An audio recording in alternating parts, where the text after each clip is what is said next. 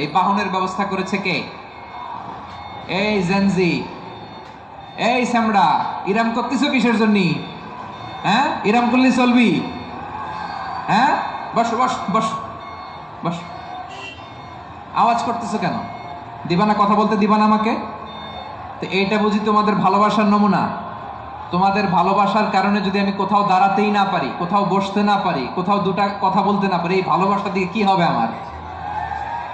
বরং ঘামতে ঘামতে ঘর্মাক্ত হব, রক্তাক্ত হব। কিন্তু সেন্ট্রাল থেকে সেন্ট্রালি যে ইনস্ট্রাকশন আসবে, সেই ইনস্ট্রাকশনের এক চুল আমরা ডানে বায়ে যাব না।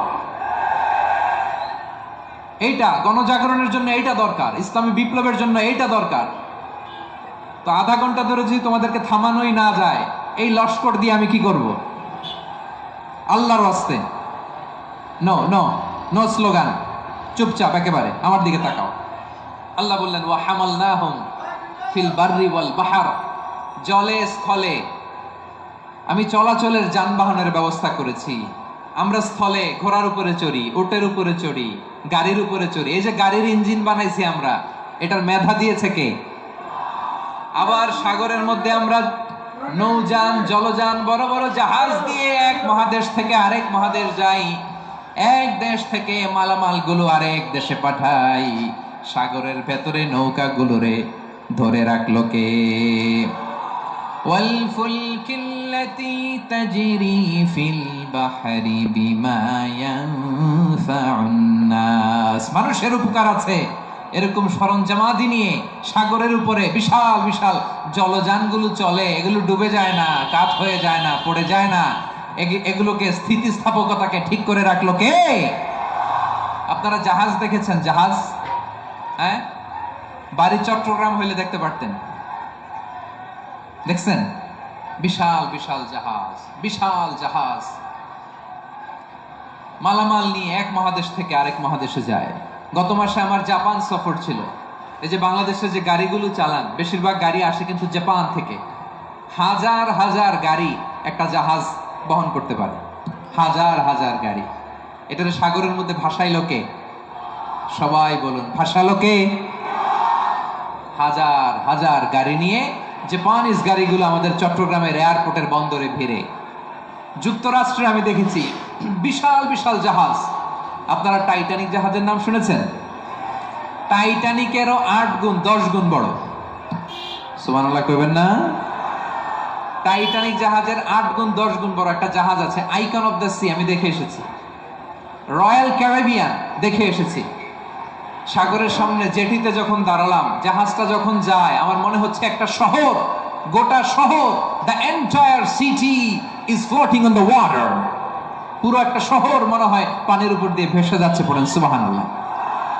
এই যে আইকন অফ দ্য সি, এই ক্রুজ, এই জাহাজটা, এটার ভেতরে স্টেডিয়াম আছে। কিসের ভিতরে স্টেডিয়াম? কথা বুঝে নাই বোধহয়। স্টেডিয়াম কিসের ভিতর? সুইমিং পুল আছে, শপিং মল আছে, রেস্টুরেন্ট আছে, ক্লাব আছে, 3000 4000 রুম বিশিষ্ট, কক্ষ বিশিষ্ট হোটেল আছে। এই সবগুলোর নিয়ে এগুলো চলে সাগরের এই দোলার মধ্যে, জলোচ্ছ্বাসের মধ্যে, এই সাগরের ভেতরে এই জাহাজগুলোর ভাষায় রাখছে কে? সূরাত আর-রহমান আল্লাহ তাআলা বললেন ওয়ালাহুল জাওয়ারিল মুনশাআতু ফিল বাহরি কাল আ'লাম ফাবিআইয়ি আলা, সবাই পড়েন ফাবিআইয়ি আলাই রাব্বিকুমা তুকাযিবান। পাহাড় সম বড় বড় জাহাজগুলো মাল বোঝাই করে সাগরের মধ্যে ভেসে বেড়ায়। এগুলো দিয়ে মালামাল বহন করা যায়, মানুষরা এক দেশ থেকে আরেক দেশে যায়। এই জাহাজগুলোরে সাগরের ভেতরে ভাসায় রাখলো কে? এই আয়াতের ভেতরে আল্লাহ তাআলা সূরাত বনী ইসরাঈলের এই চমৎকার আয়াতের ভেতরে আল্লাহ তাআলা বেসিক্যালি মানব জাতির প্রতি তার 4টি স্পেশাল অনুগ্রহের কথা বলেছেন। কয়টি? 2টা বলে ফেলছি। 1 নাম্বার ওয়ালাকাদ কাররামনা বানি আদম, আমি বনি আদমের সম্মান বাড়াইছি। নাকি মুসলমানদের? নাকি মুসল্লিদের? কার সম্মান বাড়িয়েছি? বনি আদমের। তাহলে human dignity, the first part of the verse talks about the human dignity. 2 number অংশ আল্লাহ তাআলা বললেন ওয়া হামালনাহুম ফিল বাররি ওয়াল বাহর, স্থলে এবং সমুদ্রে আমি তাদের জন্য চলাচলের বাহন দিয়েছি। সুবহানাল্লাহ। তার মানে smooth movement on land and sea, জলে এবং স্থলে যাতে আমরা স্মুথলি মুভ করতে পারি আল্লাহ তাআলা দিয়েছেন। 3 নাম্বার আল্লাহ তাআলা বললেন ওয়া রাযাকনাহুম মিনাত তাইয়্যিবাত, মানুষের জন্য আমি পবিত্র রিজিকের ব্যবস্থা করেছি। জলে এবং স্থলে যত প্রাণী আছে সবগুলা প্রাণীকে রিজিক দেয় কে? আমাদেরকে রিজিক দেয় কে? সাগরের মাছগুলোকে, বড় বড় তিমি মাছগুলোরে রিজিক দেয় কে? বাতাসের মধ্যে ভেসে বেড়ানো বড় বড় পাখিগুলো, স্ক্যান্ডিনেভিয়ান কান্ট্রি থেকে লক্ষ লক্ষ কোটি কোটি পাখিগুলো যে এক দেশ থেকে আরেক দেশে ট্রান্সফার হয়, এগুলোর রিজিক দেয় কে? রব্বুল আলামিন বলেন ওয়ামা মিন দাব্বাতিন ফিল আরদি ইল্লা আলাল্লাহি রিজকুহা ওয়া ইয়ালামু মুস্তাকাররাহা ওয়া মুস্তাওদাআহা কুল্লুম ফি কিতাবিম মুবিন। আল্লাহু আকবার। রব্বুল আলামিন বলেন ভূপৃষ্ঠে বিচরণশীল যত প্রাণী আছে সব প্রাণীগুলোকে আমি আল্লাহ আমার নিজের কুদরতে রিজিকের বন্দোবস্ত করি। এই প্রাণীগুলো কোথায় থাকে, কোথায় যায়, সব জায়গায় আমি রিজিক পৌঁছে দেই। রিজিক কেউ দিতে পারে না, রিজিকের মালিক কে? রিজিকের মালিক তিনি আল্লাহ। এজন্য আল্লাহ তাআলা বললেন ওয়া রাযাকনাহুম মিনাত তাইয়্যিবাত। এরপর আল্লাহ বললেন ওয়া ফাদ্দালনাহুম আলা কাসীরিম মিম্মান খালাকনা তাফদীলা। আমি যত প্রাণী সৃষ্টি করেছি সকল প্রাণীর মধ্যে মানুষের মর্যাদা শ্রেষ্ঠত্ব আমি দিয়েছি। সুবহানাল্লাহ পড়েন। তাহলে 1 নম্বরে আল্লাহ বললেন আমি বনি আদমের মর্যাদা বাড়ালাম। এরপরে বললেন স্থলে এবং সমুদ্রে চলাচলের জন্য যানবাহন দিলাম। 3 নম্বরে আল্লাহ বললেন পবিত্র রিজিকের ব্যবস্থা করে দিলাম। এরপরে আল্লাহ বললেন যত প্রাণী আছে, সৃষ্টি আছে, সবগুলার উপরে আমি মানুষকে শ্রেষ্ঠত্ব দিলাম। সুবহানাল্লাহ। তাহলে সবচেয়ে বেশি শ্রেষ্ঠত্ব মানুষের। কার? মানুষের। শুধু তাই নয় প্রিয় ভাইরা, আকাশ এবং জমিনে যা কিছু আছে সবকিছু মানুষের জন্য, মানুষের কল্যাণে, মানুষের প্রয়োজনে, মানুষের বশীভূত করে সৃষ্টি করেছেন কে? রব্বুল আলামিন বলেন হুয়াল্লাযী খালাকা লাকুম মা ফিল আরদি জামিআ। এই জমিনের মধ্যে যা কিছু আমি আল্লাহ সৃষ্টি করেছি সব কিছু আমি মানুষের জন্য সৃষ্টি করেছি। পড়েন সুবহানাল্লাহ। হুয়াল্লাযী খালাকা লাকুম মা ফিল আরদি জামিআ, যা আছে সব আমাদের জন্য, সব আমাদেরকে সার্ভিস দেওয়ার জন্য, আমাদের উপকারের জন্য, আমাদের কল্যাণের জন্য। আওয়াজ করে সবাই পড়ুন আল্লাহু আকবার। অন্য আয়াতে আল্লাহ বললেন ওয়াসাখখারা লাকুম মা ফিস সামাওয়াতি ওয়া মা ফিল আরদি জামিআন মিন ইন্না ফি যালিকা লাআয়াতিন লিকাউমিন ইয়াতাফাক্কারুন। প্রথম আয়াতে আল্লাহ বললেন জমিনে যা আছে সব তোমাদের কল্যাণে আমি সৃষ্টি করলাম। এরপরে আল্লাহ বললেন আকাশেও যা আছে সব তোমাদের জন্য সৃষ্টি করলাম, তোমাদের অনুগত বানিয়ে দিলাম। পড়েন সুবহানাল্লাহ। মানুষের কি ব্রেইন দেখেন, মানুষ জমিন ছেড়ে আকাশে চলে যায়। পাখি দেখে মানুষের শখ হলো পাখি যেহেতু উঠতে পারে আমরাও পারবো। অরবিল রাইট, উইলবার রাইট, 2 ভাই মিলে আঁকাঝোঁকা করতে করতে করতে করতে প্লেন বানায় ফেললো। কোন সুবহানাল্লাহ। এখন পাখিও ওরে, আমরাও ওরি। এরপরেই মানুষের কৌতূহল থামে না এখানে। মানুষ চলে গিয়েছে চাঁদে। কোথায় গেছে? এখন কিন্তু চাঁদে জমি বিক্রি হয় জানেন। পৃথিবী নিয়ে মারামারি শেষ। রাশিয়া আমেরিকা এখন ধরছে চাঁদ আর মঙ্গল গ্রহ। এখন চাঁদে জমি বিক্রি হয়, মঙ্গলে জমি বিক্রি হয়। এই চাঁদ, মঙ্গল, বৃহস্পতি, শনি সব আল্লাহ তাআলা আমাদের জন্য বানিয়েছেন। সুবহানাল্লাহ পড়েন। মানুষ সাগরের উপরে চড়ে, শূন্যে ভেসে বেড়ায়, পাহাড় কেটে সুড়ঙ্গ বানায়, টানেল বানায়। মানুষ ব্রডব্যান্ডের লাইন নিয়ে যায় সাগরের ভেতর দিয়ে এক দেশ থেকে আরেক দেশে, এক মহাদেশ থেকে আরেক মহাদেশে। সুবহানাল্লাহ পড়েন। তার মানে গোটা বিশ্বের সবকিছুর উপরে control, superiority over all creatures, সবকিছুর উপর কন্ট্রোল, মনিটরিং, নিয়ন্ত্রণ, এটা প্রতিষ্ঠা করে দিয়েছে কে? এজন্যই মানুষের শ্রেষ্ঠত্ব। ওয়ালাকাদ কাররামনা বানি আদম, আমি বনি আদমের সম্মান বাড়িয়েছি, মর্যাদা আমি বাড়িয়ে দিয়েছি এই কারণে, কারণ মানুষ সবকিছুর উপর নিয়ন্ত্রণ নিতে পারে। মানুষকে নিয়ে এই কোরআনের সব আলোচনা, মানুষকে নিয়ে এই কোরআনের সব। তাই কোরআনের কেন্দ্রীয় আলোচ্য বিষয় হচ্ছে মানুষ। কোরআনের কেন্দ্রীয় আলোচ্য বিষয় কি? যশোরের ভাইয়েরা বুঝে থাকলে সবাই বলবেন কোরআনের কেন্দ্রীয় আলোচ্য বিষয় কি? এই যে আমি মূল আলোচনায় যাচ্ছি এখন। কেন মানুষ কোরআনের কেন্দ্রীয় আলোচ্য বিষয়? এই যে ভাইয়েরা, এই যে হাত জোর করে, এই যে Jessore Gen Z, the smart people of Jessore, হাত জোর করে বলতেছে, হাত জোর করে তোদের কাছে আল্লাহর দোহাই লাগে, স্টপ স্টপ। শুরুতে একবার বলেছে জায়গা না হলে আস্তে আস্তে ধাক্কা দিবা, সামনে না পিছনে, দিয়ে দিয়ে বেরোয় চলে যাও। এলইডিতে দেখো, এই যে আল্লাহর ওয়াস্তে জায়গা না হলে ওদিকে যাও।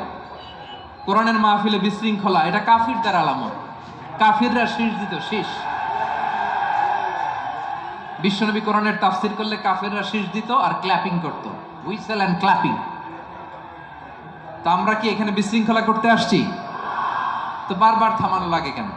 কোনো আওয়াজ হবে না, বললাম তো, স্টপ। আওয়াজ করে বলুন কোরআনের কেন্দ্রীয় আলোচ্য বিষয় কি? সবাই বলেননি। এতগুলো মানুষ উত্তর দিলে এতটুকু আওয়াজ হয়, অন্তত আমি বিশ্বাস করি না। যশোর, আওয়াজ করে বলো কোরআনের কেন্দ্রীয় আলোচ্য বিষয় কি? মানুষ। এই মানুষ কোরআনের কেন্দ্রীয় আলোচ্য বিষয়। মানুষকে আল্লাহ স্বাধীনতা দিয়েছেন। ফামান শাআ ফালিউমিন ওয়া মান শাআ ফালিয়াকফুর। চাইলে মুমিন হতে পারো, চাইলে কাফের হতে পারো, তোমার ইচ্ছা। তবে জেনে রাখো, মুমিন হলে পাবা জান্নাত, কাফির হলে পাবা জাহান্নাম। নাও দ্য ডিসিশন ইজ ইয়ার্স। সিদ্ধান্ত তোমার, জান্নাতে যাবা না জাহান্নামে যাবা। যশোরের ভাইয়ের আওয়াজ করে বলুন কই যেতে চান, জান্নাতে না জাহান্নামে? ডান দিকে না বাম দিকে? ডানপন্থী না বামপন্থী? চিল্লা চিল্লি না চুপচাপ? চুপচাপ কয়ে আবার চিল্লাচিল্লি শুরু করে দিচ্ছে। মাশাআল্লাহ। তাহলে কোরআনের কেন্দ্রীয় আলোচ্য বিষয় মানুষ। আমার সাথে থাকতে হবে, তোমাদেরকে নিয়ে আমি আলোচনা শেষ পর্যন্ত যাব। অনেক গুরুত্বপূর্ণ কথা বাকি আছে, আমাকে সহযোগিতা করতে হবে। মাশাআল্লাহ, এই তো ঠান্ডা হয়েছে। হ্যাঁ, ঠিক আছে ঠিক আছে ঠিক আছে। মানুষকে আল্লাহ এত স্বাধীনতা দিয়েছেন, মানুষ চাইলে অনেক ভালো হইতে পারে। ভালোর রাস্তাও খোলা, খারাপ হওয়ার রাস্তাও খোলা। ভালো হইলে মানুষ অনেক ভালো, খারাপ হইলে অনেক খারাপ। ভালো হইলে সবচেয়ে ভালো, খারাপ হইলে সবচেয়ে খারাপ। এজন্য সিদ্ধান্ত আপনাকে নিতে হবে। আল্লাহ তাআলা বলছেন, লাকাদ খালাকনাল ইনসানা ফি আহসানি তাকওয়িম সুম্মা রাদাদনাহু আসফালা সাফিলিন। আমি মানুষকে অনেক সুন্দর অবয়বে, সুন্দর আকৃতিতে সৃষ্টি করেছি। তার শুধু চেহারার ডিজাইনটাই সুন্দর নয়, তার ব্রেনটা বড্ড সুন্দর, তার মানসিকতা বড্ড সুন্দর, তার সৃজনশীলতা বড্ড সুন্দর। পড়েন সুবহানাল্লাহ। আমাদের চেহারা, অবয়ব, ডিজাইন যে সুন্দর তা না, আমাদের ব্রেনটা অনেক সফিস্টিকেটেড ব্রেন, অনেক সফিস্টিকেটেড। এই 1.5 কেজি ব্রেন ইউজ করে মানুষ গোটা বিশ্ব সভ্যতা বিনির্মাণ করেছে, ঠিক কিনা? এই ব্রেন আল্লাহ তাআলা আমাকে দিয়েছে। এটার কাজে লাগালে, আপনার সিক্স সেন্স কাজে লাগালে আপনি অনন্য মানুষ হয়ে উঠবেন, মহামানবে রূপান্তরিত হবেন। মানুষ হতে পারে, চাইলেই মহামানব হতে পারে। আবার যদি মানুষ চায় খারাপও হতে পারে। আল্লাহ বললেন শুধু ভালোই না, ভালো হতে চাইলে অনেক ভালো তুমি হতে পারো, আবার খারাপ হতে চাইলে অনেক খারাপ তুমি হতে পারো। সুম্মা রাদাদনাহু আসফালা সাফিলিন।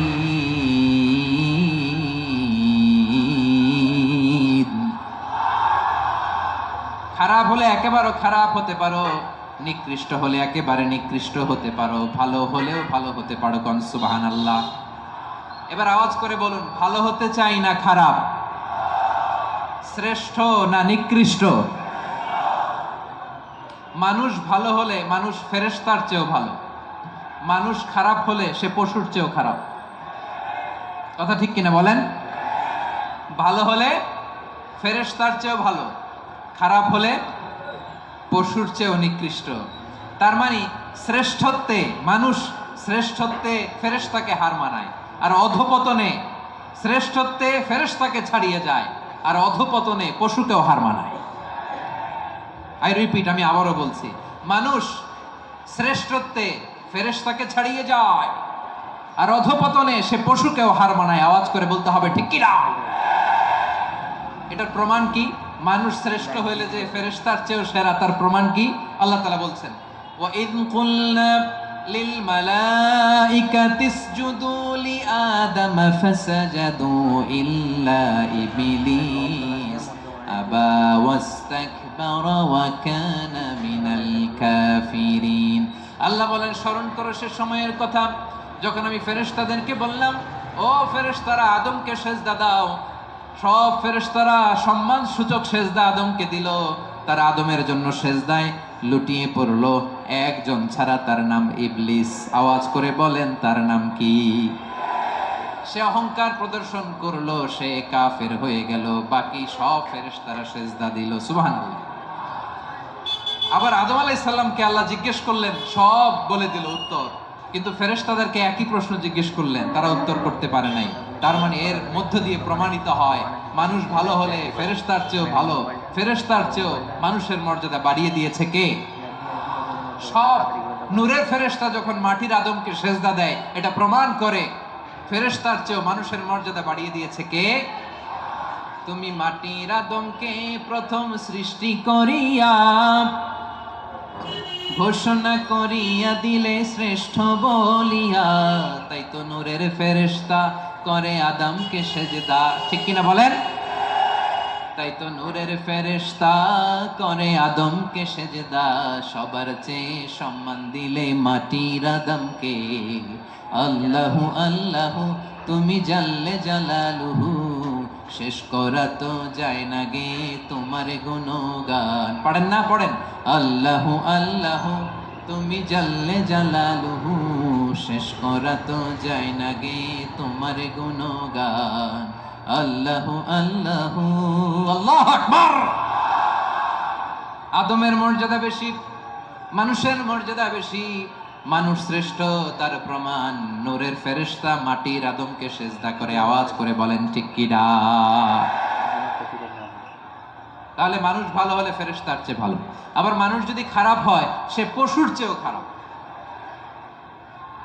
অধপতনে পশুত্বকে হার মানায়। তার প্রমাণ, তার প্রমাণ কি? তার প্রমাণ হচ্ছে, যশোরের ভাইরা দেখবেন পত্রিকায় নিউজ পেপারে মাঝে মাঝে এরকম দেখা যায়, এক মানুষ আরেক মানুষকে হত্যা করে 20 টুকরা করে বস্তার ভিতরে ভরেছে।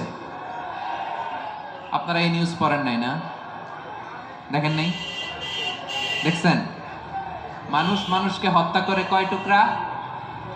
জোরে বলেন। এখানেই ক্ষান্ত হয় না, আবার কোথায় ঘটছে? বস্তার ভেতরে।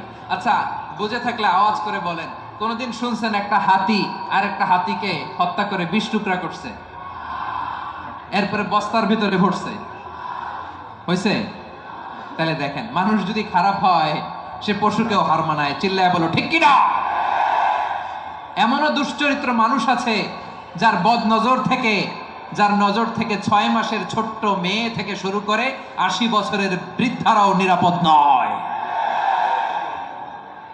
পশুকেও হার মানে। মানুষ মানুষের ঘর জ্বালিয়ে পুড়ে মেসাকার করে দেয়, জনপদের পর জনপদ জ্বালায় দেয়, এরকম আছে না নাই? বোমা মেরে শহরগুলো উড়িয়ে দেয়। এই যে ইসরায়েল গাজার মধ্যে যে অ্যাটাক করেছে, এরা মসজিদ মানে নাই, মসজিদে বম ফেলেছে। এরা খ্রিস্টানদের চার্চ গির্জা মানে নাই, গির্জায় বম ফেলেছে। পৃথিবীর ইতিহাসে never happened in the history of the world that someone bombed on a hospital, on an ICU center. এমন হাসপাতাল যেখানে আইসিইউর রোগীরা আছে, ওই হাসপাতালের উপরও ইসরায়েলি সৈনিকেরা বোমা মেরেছে। জোরে বলেন ঠিক কিনা? এরা মানুষ? আওয়াজ করে বলেন, এরা মানুষ না। প্রিয় ভাইয়েরা, চোখ কান নাক মুখ থাকলেই মানুষ না, যা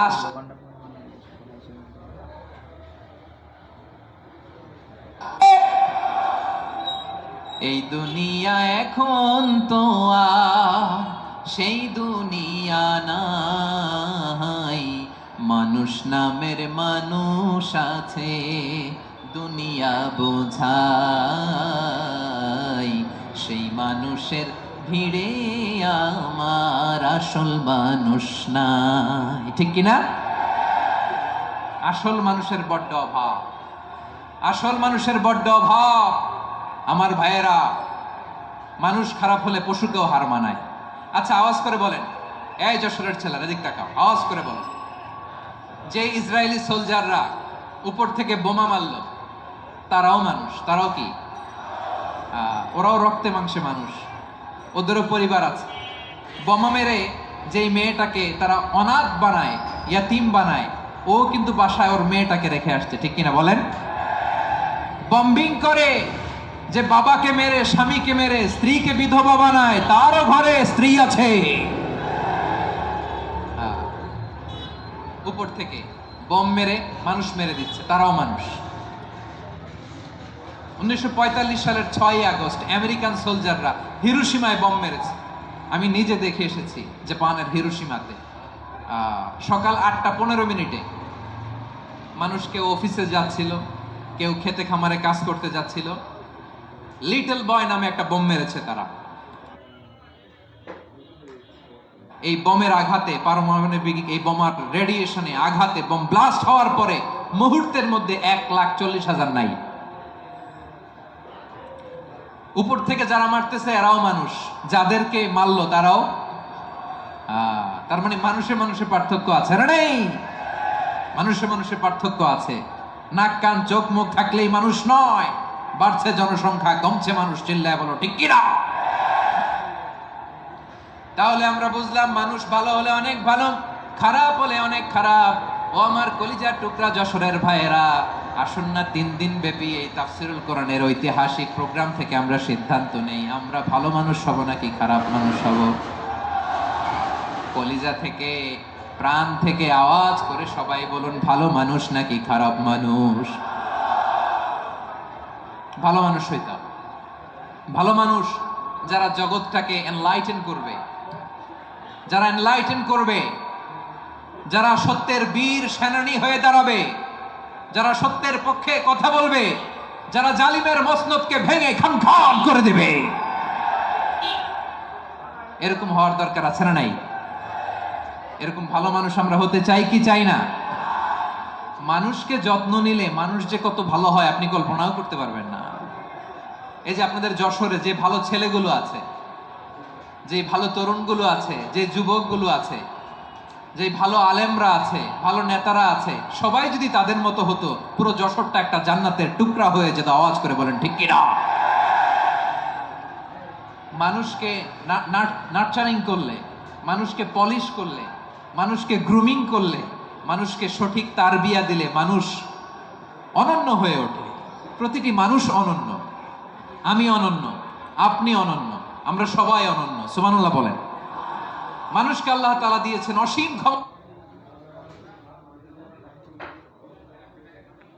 ক্ষমতা, অসীম ক্ষমতা। সুবহানাল্লাহ। একটা মানুষ পারে না এমন কিছু নাই, একটা মানুষ পারে না এমন কিছু নাই।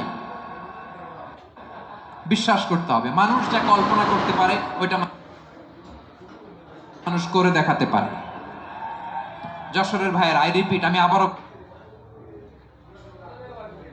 বলছি, এই চিল্লাচিল্লি করলে আমার এই গুরুত্বপূর্ণ কথা তোমরা মিস করবা, মিস করবা। কপাল পড়া হয় না, আওয়াজ করে কপাল পড়া হবে না।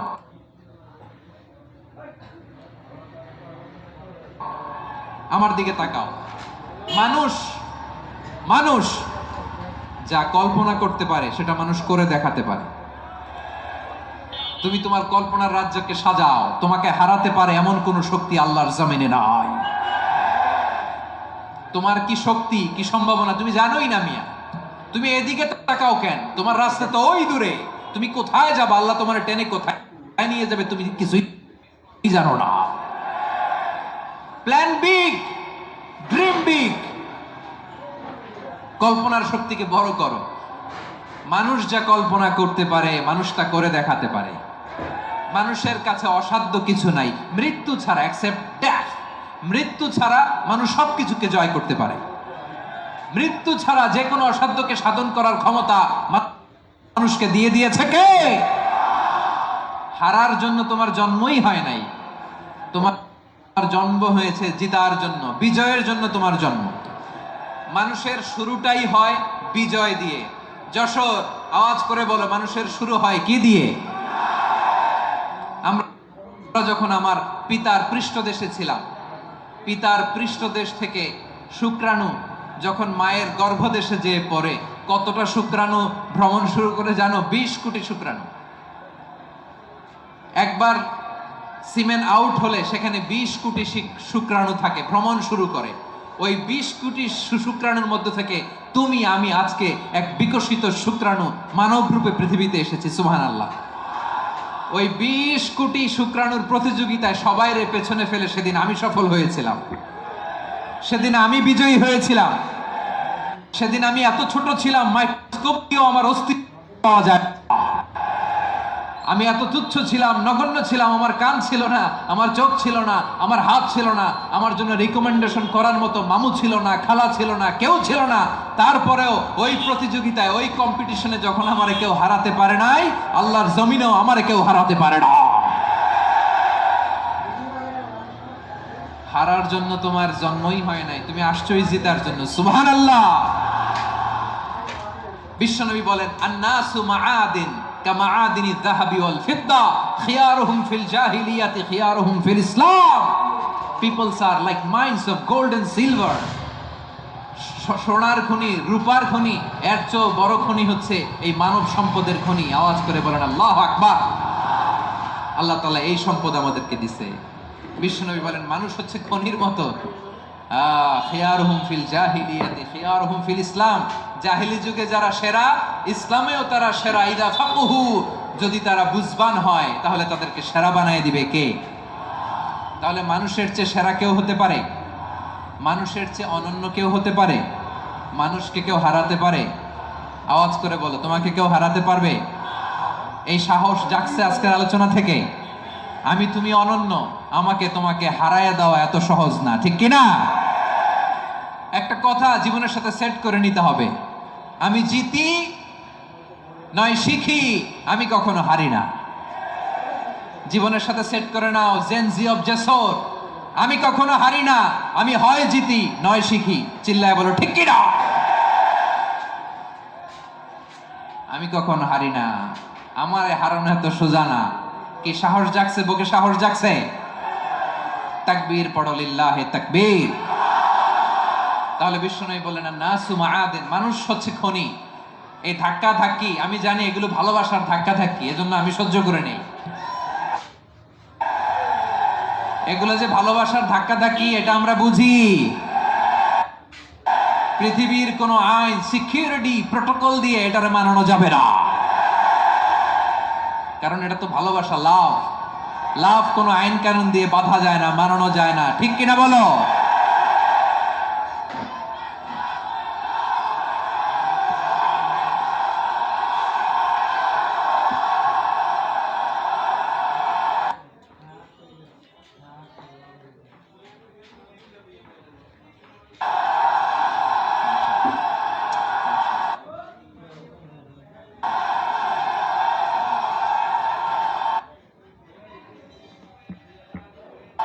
ঠিক আছে, বসুন বসুন বসুন। আল নাসু মাআদিন, মানুষ হচ্ছে খনি। এই খনির যত্ন নিতে হবে। আমার মা বাবা যারা এসেছেন, আপনার ছেলে মেয়ের যত্ন নেন। আপনার ছেলের মধ্যে যে কি পটেনশিয়াল আপনি জানেন না। আপনার এই ছোট্ট অবুজ ছেলেটাই আগামী দিনের শায়েখ আহমদুল্লাহ হবে। আপনার হেফজখানায় পড়া ওই ছোট্ট ছেলেটাই আগামী দিনের আল্লামা মামুনুল হক হবে। আপনার ওই ছেলেটা আমির হামজা হবে, আব্দুল হাই সাইফুল্লাহ হবে। এভাবে বড় বড় আলেম হবে, তারা যুগ শ্রেষ্ঠ আলেম হবে। সেই একদিন এই বাংলাদেশের পার্লামেন্টে যে বক্তব্য দিয়ে যশোরের পক্ষে কথা বলবে। আপনি জানেন না, কাউকে ছোট করবেন না, আপনি ওর কনফিডেন্স আপনি কমাবেন না, আপনি কমাতে পারেন না।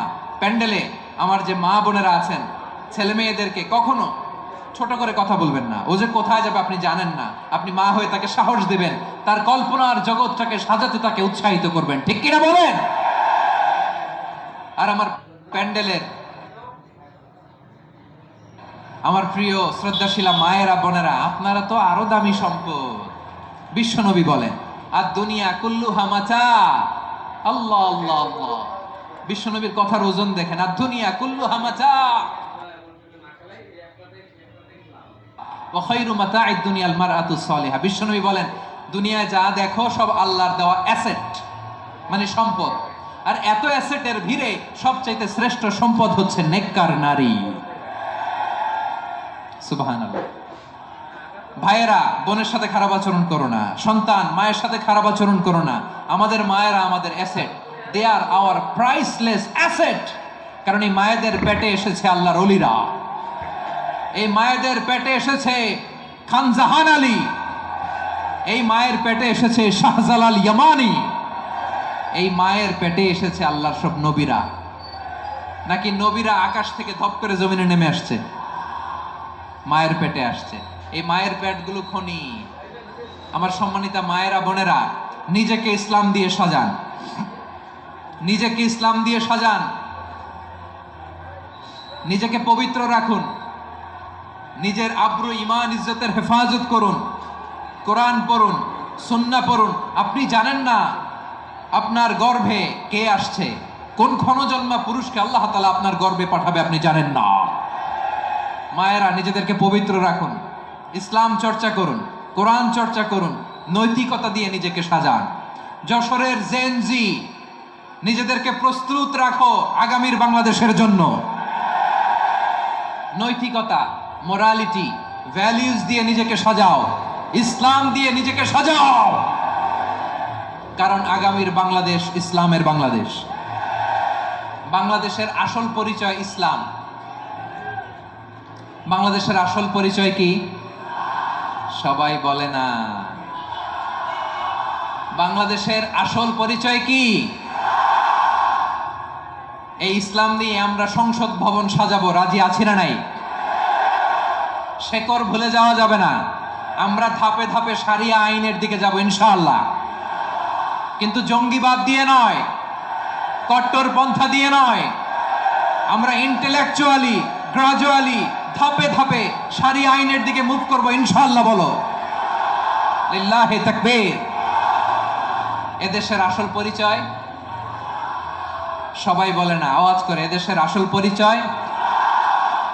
এদেশে আজান শুনে সূর্য ওঠে শহর গ্রামে, এদেশে আজান শুনে সূর্য ডুবে সন্ধ্যা নামে, এদেশে সকল কাজে সবাই বলে বিসমিল্লাহ, এদেশে ভালো কিছু দেখে শুনে হাসি মুখে সবাই বলে মাশা আল্লাহ।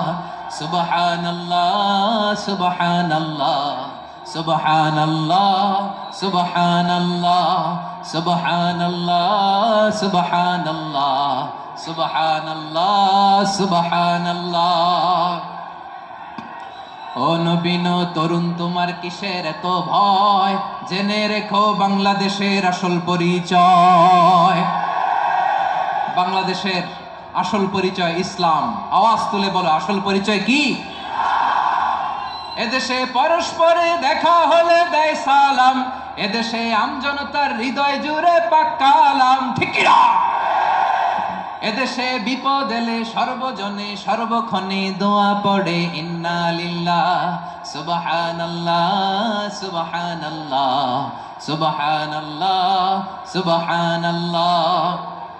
এদেশে আজান শুনে সূর্য ওঠে শহর গ্রামে, এদেশে আজান শুনে সূর্য ডুবে সন্ধ্যা নামে, এদেশে সকল কাজে সবাই বলে বিসমিল্লাহ, এদেশে ভালো কিছু দেখে শুনে হাসি মুখে সবাই বলে মাশা আল্লাহ।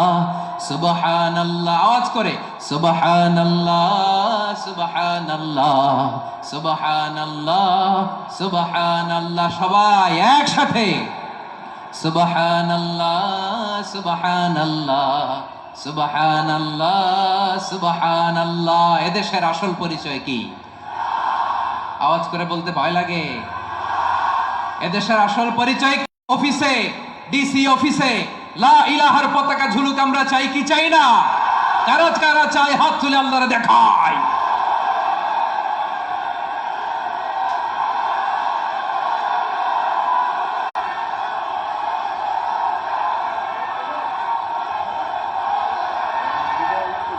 মাশাআল্লাহ, মাশাআল্লাহ, মাশাআল্লাহ, মাশাআল্লাহ।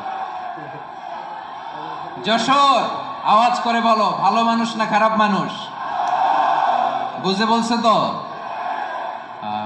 মানুষ ভালো হলে যে কত ভালো। এই মানুষকে যত্ন নিলে, মানুষকে মানুষ বানালে যে সে কি হতে পারে শুনবা? হ্যাঁ, নাকি মোনাজাত দিয়ে দিব? শুনবা? তাহলে থামতে হবে। থামো, আমি যখন বলবো থামো থামো, তাকবীরের সময় দিলে তাকবীর। থামো থামো। মানুষকে যত্ন নিলে, এই এদিকে এদিকে, ড্রোন নামায় ফেলো। হয়েছে, ড্রোনের ফুটেজ হয়ে গেছে, এবার ড্রোন নামায় ফেলো। আমার দিকে তাকাও। মানুষকে, তোমরা এদিক সেদিক তাকালে তো গুরুত্বপূর্ণ পয়েন্ট মিস হয়ে যাবে। এদিকে এদিকে, হ্যাঁ মাস, ঠিক আছে। এদিকে মানুষকে যত্ন নিলে মানুষের মধ্যে যারা কি পটেনশিয়াল রেখেছে। আমি জাপানের দুইটা উদাহরণ দেই। জাপানের, এই এই এভাবে এইভাবে হবে, হয় বসো নয় পেছনে, কথা নাই। কথা তো বলাই যাবে না, হারাম কথা বলা আজকে। একেবারে চুপ। আজকের জন্য হারাম করে দিছে আমি, কিছু সময়ের জন্য একেবারে নিষিদ্ধ। জাপানের দুইটা উদাহরণ দেই, খেয়াল করে একটু শুনেন, বুঝবেন। আল্লাহ, 2022 সালে জাপানের সাথে জার্মানির খেলা, ফিফা ওয়ার্ল্ড কাপ 2022। এক পক্ষে জাপান, আরেক পক্ষে কোন দেশ? কথা শোনে নাই। এক পক্ষে কোন দেশ? আরেক পক্ষে সবাই। এক পক্ষে, আরেক পক্ষে। ওই খেলায় জিতেছিল জাপান। জিতেছিল 22 সালের এই ফিফা ওয়ার্ল্ড কাপে জাপান ফুটবল খেলায় জিতে, as a part of that celebration তারা খেলার পরে পুরো স্টেডিয়ামটারে ক্লিন করে। The fan base of Japan, lakh lakh মানুষ খেলা দেখতে যায়, তো এত ডাস্টবিনও তো নাই। তো যারা ডাস্টবিনে জায়গা পায় নাই, তারা এই যে চকলেটের প্যাকেট, পানির বোতল, চিপসের প্যাকেট তারা এদিকে সেদিকে রেখে দিয়েছে। জাপানের ভক্তরা, জাপানের ফলোয়াররা, as a part of that celebration তারা খেলার পরে পুরো স্টেডিয়ামের সব ময়লা আবর্জনা ক্লিন করে তারপরে বিদায় নিয়েছে। তাদেরকে কি ক্লিন করার দায়িত্ব দেওয়া হয়েছিল? এই যশোর, জাপানের যে ছেলেরা খেলা দেখতে গেছিল ওদেরকে কি ক্লিন করার দায়িত্ব দিছিল? তারা কি স্টেডিয়ামের পরিচ্ছন্নতা কর্মী? তাদের আকল, তাদের সিক্স সেন্স তাদেরকে বলেছে। ছোটবেলা থেকে জাপান গভর্নমেন্ট ওদেরকে এত পরিচ্ছন্নতা শেখায়, ক্লিনলিনেস অ্যাওয়ারনেস ক্যাম্পেইন করায়। ক্লাসে আমি দেখেছি, ক্লাসে নিজের বেঞ্চ নিজে মুছে, ক্লাসের মাঝখানে একটা সময় দেয়, নিজের টেবিল নিজে মুছে, নিজের ক্লাসরুমটা নিজে পরিষ্কার করে। রাস্তাঘাটে একটা ধুলা নাই, ময়লা নাই, একটা টিস্যু নাই।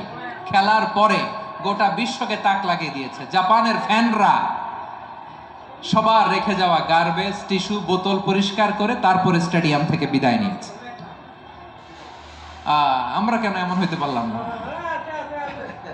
আমরা কেন এমন হইতে পারলাম না? জাপানের যারা এগুলো করছে ওদের 3টা করে চোখ না? চোখ তো 3টা জাপানো লাগো। জাপানো লাগো, হাত তো 4টা, কান তো 6টা। হ্যাঁ, নাকি আমার মতো 2 হাত 2 কানওয়ালা মানুষ? চোখে দেখলে ওটা মানুষ না। চিন্তা করছেন? তার মানে জাপানিজদেরকে যে গ্রুমিং করে শিখানোর মাধ্যমে পরিচ্ছন্ন বানানো গেছে। ওরা যেমনি মানুষ, আমরাও মানুষ। আমাদের সন্তানদেরকে শেখালে তারাও পারবে। পারবে কিনা? 2 নম্বর উদাহরণ বলি। চট্টগ্রাম ফেনীতে যারা গিয়েছেন, মেঘনা গোমতী ব্রিজ প্রকল্প নাম শুনছেন? মেঘনা একটা ব্রিজ পার হওয়া লাগে। এই মেঘনা গোমতী, এখানে 3টা ব্রিজ, কাঁচপুর সহ এই 3টা ব্রিজের নির্মাণ কাজ, রেনোভেশনের কাজ দেয়া হয়েছিল জাপানের একটা কোম্পানিকে। কাকে? জাপানের কোম্পানির নির্মাণ শেষে 738 কোটি টাকা বেঁচে গেছিল। এটা গভর্নমেন্টের হাতে দিয়ে তারা বিদায় নিয়েছে। কত টাকা? 738 কোটি টাকা। যত প্রাক্কলিত ব্যয় নির্ধারণ করা হয়েছে সব টাকা সরকার, তৎকালীন সরকার 2019-এর সরকার কারা ছিল তো জানেন? এই 2019-এর সরকার তাদেরকে দিয়েছে। তারা রিনোভেশন নির্মাণ শেষে 738 কোটি টাকা অতিরিক্ত বেঁচে গেছিল। এটা আবার গভর্নমেন্টের হাতে বুঝাই দিয়ে তারা বিদায় নিচ্ছে। আমরা কেন এমন হইতে পারলাম না? জাপানের ওরাও মানুষ, আমরাও মানুষ, তার মানে মানুষে মানুষে পার্থক্য আছে না নাই? আচ্ছা, জাপানের দুইটা উদাহরণ দিলাম, এবার আমার দেশের দুইটা উদাহরণ দিব না? বাংলাদেশের দুইটা উদাহরণ দিই। 1 নম্বর উদাহরণ, গত সপ্তাহে আপনারা জানেন কক্সবাজার আমার একটা প্রোগ্রাম ছিল, তো হেলিকপ্টারে গিয়েছিলাম। ফেনী জেলা যখন পার হচ্ছি আমি দেখলাম 3টা উইন্ডমিল চিনেন তো? বিশাল পিলার, 3টা-4টা পাখা থাকে। বায়ু বিদ্যুৎ কেন্দ্র, বাংলাদেশের প্রথম বায়ু বিদ্যুৎ কেন্দ্র এটা। মুহুরী প্রজেক্ট বলে এটা সম্ভবত, মুহুরী প্রজেক্ট। তো সাগরের বাতাসের ঝাপটায় এটা ঘুরে এনার্জি হয়, ইলেকট্রিসিটি উৎপাদন হয়। তো আমি পাইলটকে বললাম, ভাই এগুলো থেকে কেমন ইলেকট্রিসিটি উৎপাদন হয়? কয় হুজুর একটুও হয় না, কিছুই হয় না। কিছুই হয় না মানে? বলে হুজুর বাংলাদেশে যত উইন্ডমিল আছে এটার পাখা একটাও ঘুরে না। আল্লাহ, বলেন কি? তাহলে যে কোটি কোটি টাকা ব্যয় করে যে উইন্ডমিল, কয় হুজুর ভিতরে ফিটফাট, উপরে ফিটফাট, ভিতরে সদরঘাট। তার মানে কোটি কোটি টাকা দিয়ে উইন্ডমিল বানায়, এখানে কিছু নাই। দুর্নীতির আড্ডাখানা, আখড়াখানা বাংলাদেশ, ঠিক কিনা বলেন? হায় রে, জাপানিজরাও মানুষ, আমরাও মানুষ। আমার এক নিকটাত্মীয় সরকারি চাকরিজীবী, উনি আমাকে বললেন, বাংলাদেশের আরেকটা উদাহরণ দেখি। উনি আমাকে বললেন যে প্রতি বছর আমাদের অফিসের ফার্নিচার চেঞ্জ করে। আমি বললাম প্রতি বছর ফার্নিচার চেঞ্জ করে কেন? বলে যে ফার্নিচার নতুন পারচেজ করলেই তো এখানে টাকা, নতুন কিনতে পারলেই টাকা, নতুন উন্নয়নের সবক শোনাতে পারলেই টাকা। প্রথম আলোর রিপোর্ট, কি আলো? প্রথম আলোর রিপোর্ট, গত 15 বছরে উন্নয়নের নামে লুটপাট হয়েছে প্রায় 3.25 লাখ কোটি টাকা। কার রিপোর্ট? আমাদের বানানো কথা। প্রথম আলোর রিপোর্ট। গত 15 বছরে কারা ছিল জানেন তো? হ্যাঁ, শুধু ওনাদেরকেই দোষ দিয়ে লাভ নাই। স্বাধীনতার পর থেকে শুধু শাসকের হাত বদল হয়েছে, আমরা কিছু পাই নাই, ঠিক কিনা বলেন? শুধু ওনাদের দোষ দিয়ে কি লাভ?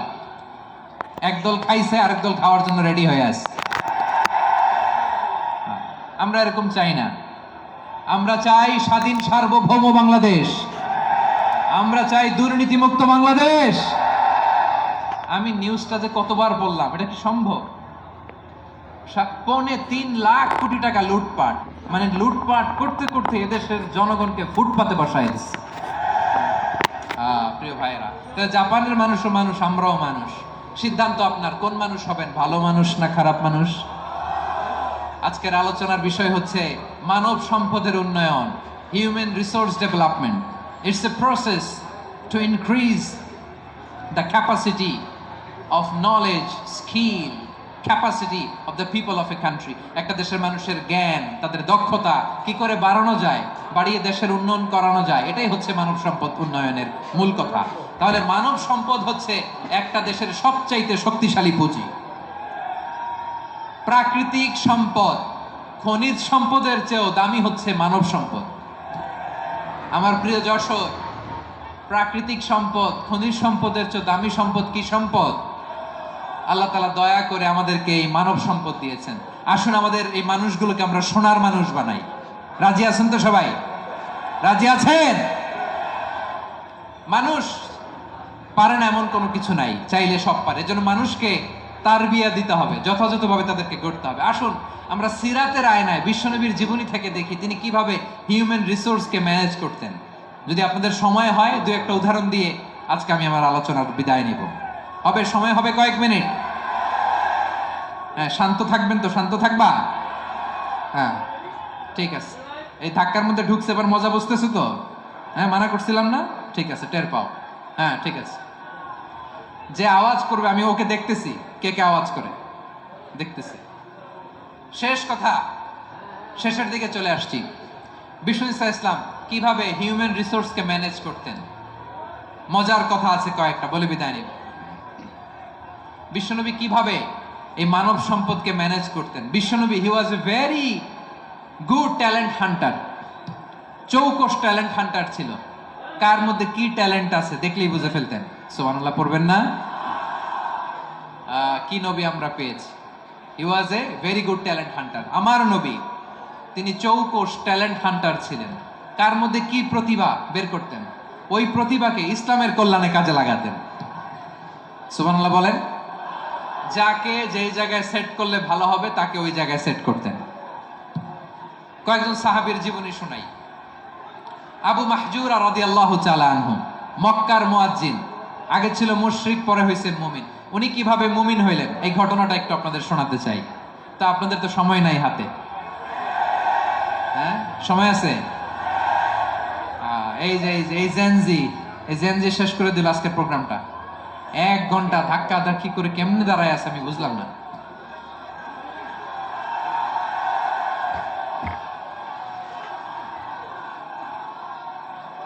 না না তাকবির না, চুপ করতে হবে। What I need you stop, just shut up, চুপ। হ্যাঁ ঠিক আছে, এভাবে।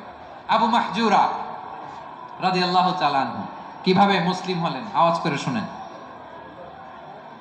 হুনাইনের যুদ্ধ 8ম হিজরি, বিষ্ণু ইসলাম হুনাইনের যুদ্ধ শেষে ফিরতেছেন। পথিমধ্যে বেলাল রাদিয়াল্লাহু তাআলা আনহু, এই যে আবার কথা, আই রে আল্লাহ রে, এখানে ধাক্কা থাকি কেন? চলে যাও, পেছনে যাও, যাও পেছনে যাও। কি আজীব তামাশা, যেখানে যাই এখানে ধাক্কা ধাক্কি, মারামারি, গায়ের উপরে কাঁধের উপরে শাউটিং। অনেক গুরুত্বপূর্ণ কথা পয়েন্ট করে নিয়ে আসে যে বলবো, এই শাউট করার কারণে প্রোগ্রামটাই নষ্ট করে দেয়। আসছে আমার ভালোবাসা দেখাইতে, প্রোগ্রামটা শেষ করে দিয়ে চলে যায়। স্টপ,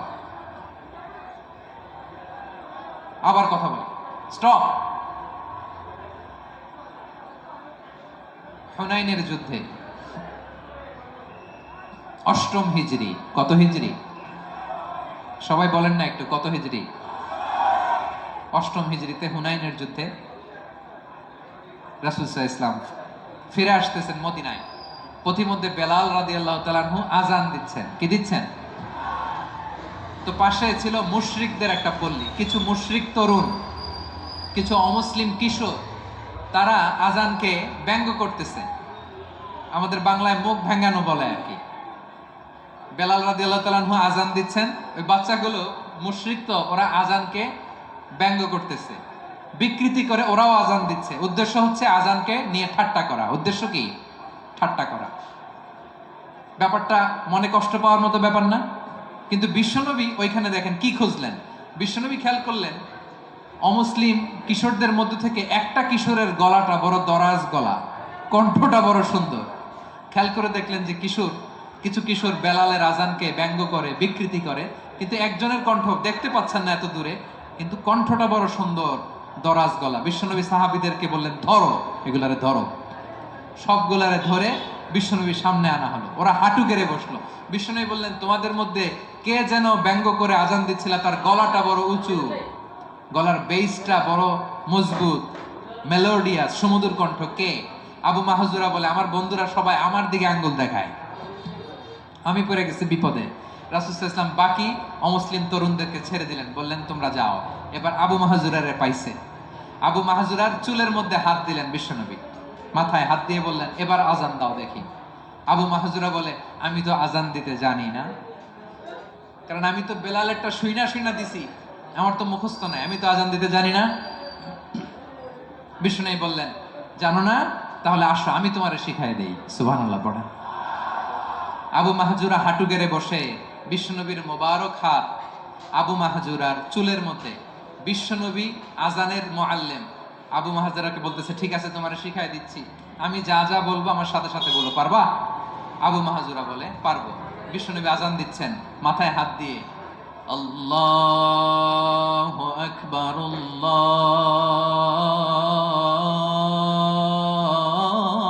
আল্লাহু আকবার। আবু মাহজুরা এই বাক্যটা পড়লেন, বিশ্বনবী দ্বিতীয় বাক্য পড়তে আরম্ভ করলেন, আল্লাহু আকবার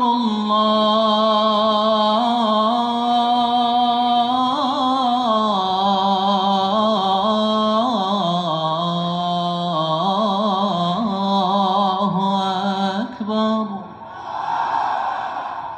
আবু মাহাজুরা এই বাক্যটা বললেন। বিশ্বনবী আবু মাহাজুরার মাথার মধ্যে হাত দিয়ে তৃতীয় বাক্য বললেন, আশহাদু আল্লা ইলাহা ইল্লাল্লাহ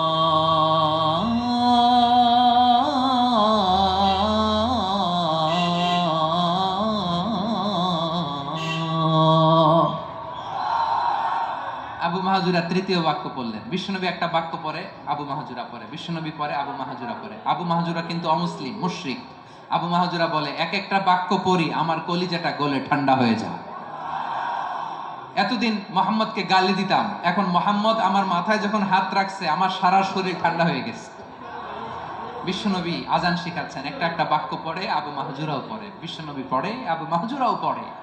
পুরো বাক্যগুলো যখন শেষ, আজান শেষ, আবু মাহাজুরাও যখন পুরো আজান পড়লেন, আবু মাহাজুরা বললেন, এতদিন মোহাম্মদের চেহারা দেখলে আমার ঘৃণা লাগতো, আজ থেকে মোহাম্মদের চেহারার চেয়ে প্রিয় চেহারা আমার কাছে নাই। আবু মাহাজুরা বললেন, ও মুহাম্মদ, আজানের বাক্য তো আপনি আমারে শেখালেন, এখানেই শেষ করবেন না, আপনি আমারে পড়ায় দেন, লা ইলাহা ইল্লাল্লাহু মুহাম্মাদুর রাসূলুল্লাহ সাল্লাল্লাহু আলাইহি ওয়াসাল্লাম। বিশ্বনবীর সাথে দাঁড়িয়ে উনি শাহাদা পড়ে মুসলমান হয়ে গেলেন। এবার আবু মাহাজুরা বলে, ইয়া রাসূলুল্লাহ, ইয়া হাবিবাল্লাহ, আমি মুমিন হয়েছি, মুসলমান হয়েছি, আপনার কাছ থেকে আজান শিখার সৌভাগ্য আমি লাভ করেছি গো নবী। আমার কণ্ঠের বড় তারিফ করেছেন আপনি, আমার আজানকে আপনি পছন্দ করেছেন। একটা জিনিস আপনার কাছে চাই, আপনি আমাকে মক্কার মসজিদুল হারামের মুয়াজ্জিন হিসেবে অ্যাপয়েন্ট করে দেন। বিষ্ণু ইসলাম বললেন, যাও আবু মাহজুরা, আমি তোমাকে পৃথিবীর শ্রেষ্ঠতম মসজিদ মক্কার মসজিদুল হারামের মুয়াজ্জিন হিসেবে অ্যাপয়েন্ট করে দিলাম।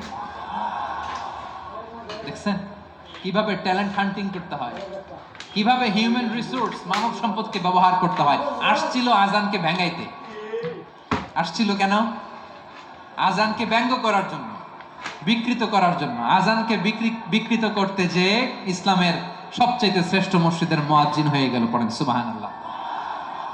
হযরত আবু মাহজুরা রাদিয়াল্লাহু তাআলা আনহু ওনার এই সুললিত কণ্ঠ ব্যবহার করে মসজিদুল হারামে এত সুন্দর করে আল্লাহু আকবার বলে আজান দিতেন, মানুষগুলোর, মুসল্লিগুলোর, মক্কাবাসীর হৃদয়কে তিনি বিগলিত করে দিতেন, মানুষের হৃদয়কে ঠান্ডা হয়ে যেত। শুধু এখানেই শেষ না আমার যশোরের ভাইয়েরা। বিশ্বনবী যখন সাইয়েদনা আবু মাহজুরা রাদিয়াল্লাহু তাআলা আনহুকে আজান শিখাচ্ছিলেন, বলেন তো বিশ্বনবীর হাতটা কোথায় ছিল? আবু মাহজুরার মাথার সামনে, এই চুলের উপরে ছিল। আবু মাহজুরা ওই স্মৃতিটাকে ধারণ করবার জন্য, ওই স্মৃতিকে বহন করার জন্য বিশ্বনবীর মোবারক হাত আবু মাহজুরার কপালের চুলের যেই জায়গায় লেগেছে, মৃত্যুর আগের দিন পর্যন্ত আবু মাহজুরা মাথার ওই চুলে কোনোদিন ছুরি আর কামার লাগায় নাই, সেখানে কেচি লাগায় নাই, চুলের মধ্যে খুর লাগায় নাই। আবু মাহজুরা ডান দিকের চুল কাটতো, বাম দিকের চুল কাটতো, পেছনের চুল কাটতো, সামনের চুল কাটতো না। আবু মাহজুরা রাদিয়াল্লাহু তাআলা আনহুর সামনের চুলগুলো বড় হতে হতে যখন এত বড় হয়ে যায়, তিনি চুলগুলো পেঁচিয়ে মাথার মধ্যে রাখতেন, তারপরে তিনি পাগড়ি পরতেন। সবাই জিজ্ঞেস করতো, আবু মাহজুরা, এটা আবার কেমন স্টাইল? দেখতে তোমার কি বিদঘুটে লাগে? কেমন অড লাগে? কেমন খারাপ দেখা যায়? মক্কায় এমন কোন মানুষ তো দেখি নাই, ডানে চুল কাটে, বায়ে চুল কাটে, পেছনে চুল কাটে, সামনে কাটে না। ওরে আবু মাহজুরা, কেমন দেখা যায় তোমারে? তুমি সামনের চুল কাটো না কেন? আবু মাহজুরা বলে, আমি হাঁটু গেড়ে পেয়ারা নবীর সামনে বসেছিলাম, আমার এই মাথার চুলের মধ্যে মুবারক হাত লাগিয়ে বিশ্বনবী নিজে আমাকে আজানের প্রতিটা বাক্য শিক্ষা দিয়েছেন। বিশ্বনবীর মোবারক হাত, পবিত্র হাত আমার মাথার চুলের যেই জায়গায় লেগেছে, আমি চাই ওই চুলগুলা নিয়ে আমি আমার কবরের ভিতরে যাব। সাইয়েদনা আবু মাহজুরা রাদিয়াল্লাহু তাআলা আনহু ইন্তেকালের আগের পর্যন্ত মাথার সামনের চুলগুলা কাটে নাই। মাথার সামনের চুল তিনি কাটেন নাই। সুবহানাল্লাহ বিহামদি। কেমন ভালোবাসতেন বিশ্বনবী সাহাবীদেরকে, সাহাবারা কেমন ভালোবাসতেন বিশ্বনবীকে। সামনের চুলগুলো বড় হতে হতে এত বড় ছিল, পেঁচিয়ে রেখে পাগড়ি করতেন, কাটতেন না। নবীর হাত লেগেছিল। সুবহানাল্লাহ পড়েন। তাহলে what is the lesson, moral of the story কি? মোরাল অফ দ্য স্টোরি হচ্ছে, আসছিল আজানকে ব্যঙ্গ করার জন্য, বিকৃত করার জন্য, হয়ে গেল মসজিদুল হারামের মুয়াজ্জিন। দেখেন বিশ্বনবী একটা খারাপ সিচুয়েশনের মধ্যে থেকে কি ভালো জিনিস বের করে আনলেন। আমি যে শুরুতে বলেছি কিভাবে তিনি হিউম্যান রিসোর্সকে ডেভেলপ করেছেন, ম্যানেজ করেছেন। তিনি যে চৌকস ট্যালেন্ট হান্টার ছিল, দেখেন সবার মধ্যে থেকে এর বাছাই করে মুয়াজ্জিন বানিয়ে দিয়েছেন। সুবহানাল্লাহ পড়েন। তার মানে এই না সবাইরে ধরে ধরে উনি মুয়াজ্জিন বানাইছেন। যার যেই ট্যালেন্ট আছে তাকে ওই কাজে অ্যাসাইন করেছেন।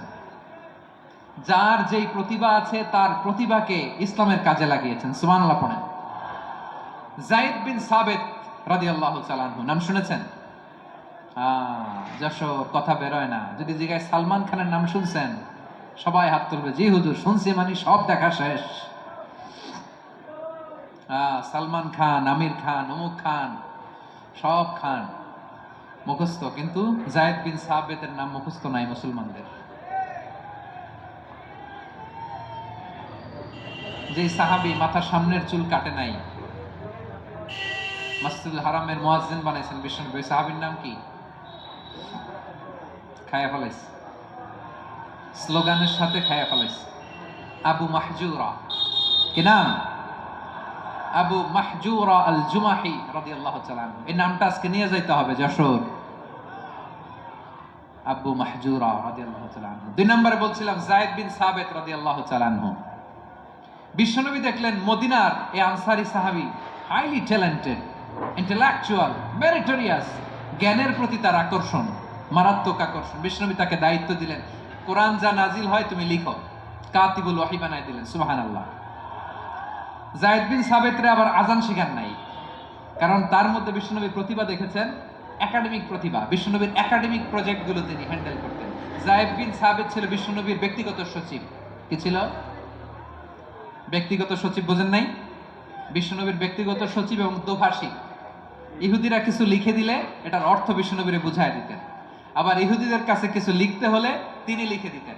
বিশ্বনবী একদিন বললেন, ইন্নী ওয়াল্লাহি মা আমানু ইয়াহুদা আলা কিতাব। ইহুদিরা যে চিঠি পাঠায় অর্থ তো বুঝি না, আরেক ইহুদি আইনে অর্থ করা লাগে। আবার ইহুদিদের কাছে কিছু লিখে পাঠাইতে চাইলে আমরা তো লিখতে পারি না, ইহুদিরে দিয়ে লেখা লাগে। ওরা যে পয়রা শোনায় লিখে দেয়, আমি ওদের বিশ্বাস করি না। আমার নিজের একজন লোক দরকার। বিশ্বনবী এই যায়েদ বিন সাবিতকে চুজ করলেন ল্যাঙ্গুয়েজের জন্য। উনি বললেন, যায়েদ তোমার সফট স্কিলকে ডেভেলপ করতে হবে, তুমি হিব্রু ল্যাঙ্গুয়েজ শিখে ফেলো। যায়েদ বিন সাবিত বলল, বিশ্বনবীর মোটিভেশন আর ইন্সপিরেশন পেয়ে আমি 15 দিনে ইহুদিদের এই হিব্রু ল্যাঙ্গুয়েজ শিখে ফেললাম। শুধু শিখে ফেললাম না, হাত্তা হাদিয়াতু, even I became master in the language. এই ভাষা আমি পারদর্শী হয়ে গেলাম। এরপরে ইহুদিরা চিঠি লিখে পাঠালে আর কোনো ইহুদি ডাকা লাগতো না, আমি নবীর এটার অর্থ শুনে পরে বুঝাই দিতাম। আবার ইহুদিদের কাছে চিঠি লেখা লাগলে আমি যায়েদ বিন সাবিত চিঠি লিখে দিতাম। সুবহানাল্লাহ। দেখেন এত সাহাবীর মধ্যে থেকে বিশ্বনবীর একাডেমিক প্রজেক্ট, ব্যক্তিগত সচিব, দোভাষী হিসেবে তিনি যায়েদ বিন সাবিতের মতো তরুণকে নির্বাচিত করেছেন। কেমন ট্যালেন্ট হান্টার ছিল আমার নবী। সুবহানাল্লাহ পড়বেন না? বিশ্বনবীর ইন্তেকালের পরে সাইয়েদনা আবু বকর রাদিয়াল্লাহু তাআলা আনহু যখন খলিফা হয়ে আসলেন, কোরআনকে সংকলনের দায়িত্ব দেয়া লাগবে, কোন সাহাবীকে দিবেন? সব সাহাবারা মিলে পরামর্শ করলেন। সাইয়েদনা আবু বকর, ওমর সবাই মিলে এই বিশাল কোরআন সংকলনের গুরু দায়িত্ব বিশ্বনবীর ব্যক্তিগত সচিব, বিশ্বনবীর দোভাষী, বিশ্বনবীর সিলেক্ট করাই লোক যায়েদ ইবনে সাবিত রাদিয়াল্লাহু তাআলা আনহুকে দিয়েছে। কোরআনের কবি তো আজকে এখানে রাখে নাই। এই যে আজকের যে কোরআন পড়েন, এটা আগে এরকম ছিল না।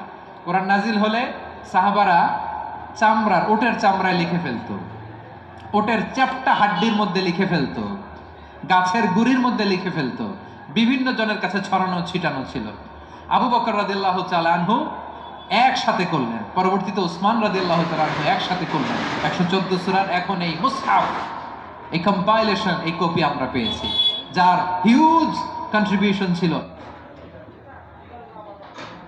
আস্তে, হ্যাঁ ঠিক আছে, আমি তোমাদেরকে ভালোবাসা দেখাবো, দোয়া করবো যদি চুপ থাকো, একেবারে চুপ, কষ্ট সহ্য করো, বাকিরা যা সওয়াব পাবে তোমরা ডবল পাবা, যেহেতু কষ্ট বেশি, কিন্তু চুপ।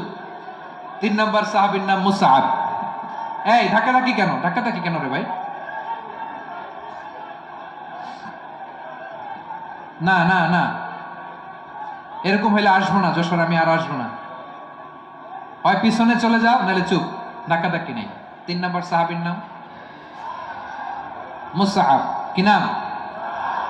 হি was the first ambassador in Islam. ইসলামের প্রথম ডিপ্লোমাট, প্রথম কূটনৈতিক, ইসলামের প্রথম কূটনৈতিক, ইসলামের প্রথম ডিপ্লোমাট, প্রথম অ্যাম্বাসেডর মুসআব ইবনে উমাইর। মক্কার তরুণ যুবক, উনি পারফিউম লাগাইলে মানুষ দেখলেই বুঝতো এটা মুসআব লাগাইছে। এমন ড্যাশিং ফেসের ছিল, এমন স্মার্ট ড্যাশিং ফেস, এমন পার্সোনালিটির মানুষ ছিল মুসআব রাদিয়াল্লাহু তাআলা আনহু। কারণ যিনি ইসলামের স্পোকম্যান হবেন, মুখপাত্র হবেন, তার স্মার্ট হওয়ার দরকার আছে না নাই? আকাবার প্রথম শপথ যখন হলো, তাদের সাথে বিষ্ণু ইসা ইসলাম মদিনাতে একজন মুখপাত্র পাঠালেন, ডিপ্লোমাটকে পাঠালেন, অ্যাম্বাসেডর অফ ইসলাম, তিনি হচ্ছেন মুসআব ইবনে উমাইর। পড়েন সুবহানাল্লাহ। বিশ্বনবী দেখলেন সে অনেক স্মার্ট, তার ডেডিকেশন আছে, সিনসিয়ারিটি আছে, এবং মদিনায় যে আউস খাজরাজ গোত্রের নেতাদের সাথে ডিল করতে হবে, ইহুদিদের সাথে ডিল করতে হবে, ওখানে একজন পাক্কা জানু খেলোয়াড়ের দরকার আছে না নাই? মুসআব ইবনে উমাইর রাদিয়াল্লাহু তাআলা আনহু, ওনাকে বিষ্ণু ইসা ইসলাম চুজ করলেন। এবং বিষ্ণু ইসা ইসলামের এই চুজিংটা, এই সিলেকশনটা এত সুন্দর ছিল, তিনি মদিনাতে যে বিশ্বনবী আসার আগেই মদিনার জমিনকে তিনি উর্বর করে ফেলছেন। প্রতিটা ঘরে ঘরে কালিমার দাওয়াত তিনি পৌঁছায় দিয়েছেন। জুমার বিধান নাজিল হয়েছে, কিন্তু মক্কায় পরিবেশ নাই জুমা পালনের। বিষ্ণু ইসা ইসলাম একজনকে দিয়ে খবর পাঠালেন, যাও মদিনায় মুসাবকে যে বলো, মুসাব তো আমার শিক্ষক, আমার স্পোকম্যান, মদিনাতে যেন তারা জুমা কায়েম করে।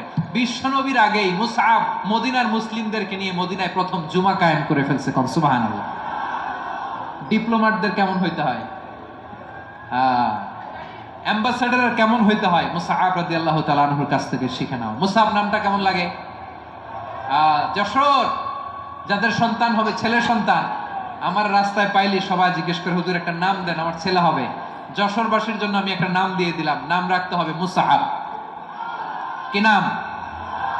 নামটা যাদের ভাল লাগে, ছেলে সন্তান অনাগত আসবে, মনে চাইলে নাম রেখে দিবেন মুসআব রাদিয়াল্লাহু তাআলা আনহুর নামে মুসআব। তাহলে মুসআব রাদিয়াল্লাহু তাআলা আনহুকে বিশ্বনবী ল্যাঙ্গুয়েজ শিখান নাই, সফট স্কিল শিখান নাই। যায়েদ রাদিয়াল্লাহু, তিনি হিব্রু ল্যাঙ্গুয়েজ শিখেছেন, সুরিয়ানি শিখেছেন, কিন্তু মুসআবকে তিনি বানিয়েছেন the spokesman of Islam, the first diplomat, the ambassador of Islam. সুবহানাল্লাহ পড়বেন না? আব্দুল্লাহ ইবনে আব্বাস রাদিয়াল্লাহু তাআলা আনহু, বিশ্বনবীর কাজিন, চাচাতো ভাই। আবার মাইমুনা রাদিয়াল্লাহু তাআলা আনহু, মাইমুনা নবীর স্ত্রী, তিনি ছিলেন আব্দুল্লাহর আপন খালা। তো নবীর বউ যদি ওনার খালা হয়, নবী তার কি? বুঝে নাই, নবী তার কি? খালু। তাহলে সম্পর্ক অনেক গভীর, কাজিন আবার খালু, ছোট্ট মানুষ, তাই রাতে মাঝে মাঝে ঘরে থাকতো। বিশ্বনবী দেখলেন আব্দুল্লাহ যেহেতু আমার ঘরে ঢুকতে পারে, আব্দুল্লাহরে এই উম্মতের বড় শিক্ষাবিদ বানাইতে হবে। কথা বোঝে নাই? আব্দুল্লাহকে কি বানাইতে হবে? শিক্ষাবিদ, এডুকেটর অফ দিস উম্মাহ, এই উম্মার শিক্ষাবিদ বানাইতে হবে। তাই আব্দুল্লাহ ইবনে আব্বাসকে বিশ্বনবী হাতে কলমে শিক্ষা দিয়েছেন। আহারে, আর এরপরে যে কি ভাষা আসবে তোমাদের জন্য আমার মুখ থেকে, আমি নিজেও জানি না, আমি নিজেও জানি না। 1 ঘন্টা যাবত ধাক্কা ধাক্কি মারামারি। তো আসতে বলছে কে তোমাকে? পেছনে চলে যাও, জায়গা না পেলে, পুরো প্রোগ্রামটাই নষ্ট করে দেবে।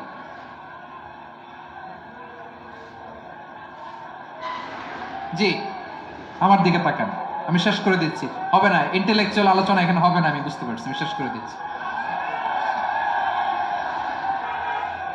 আব্দুল্লাহ ইবনে আব্বাস রাদিয়াল্লাহু তাআলা আনহু, মনোযোগ দিয়ে কয়েকটা মিনিট শুনুন, আমি এখনই শেষ করে দিচ্ছি, এরপর আওয়াজ করবে। এই যে এগুলো কি আমি বুঝলাম না।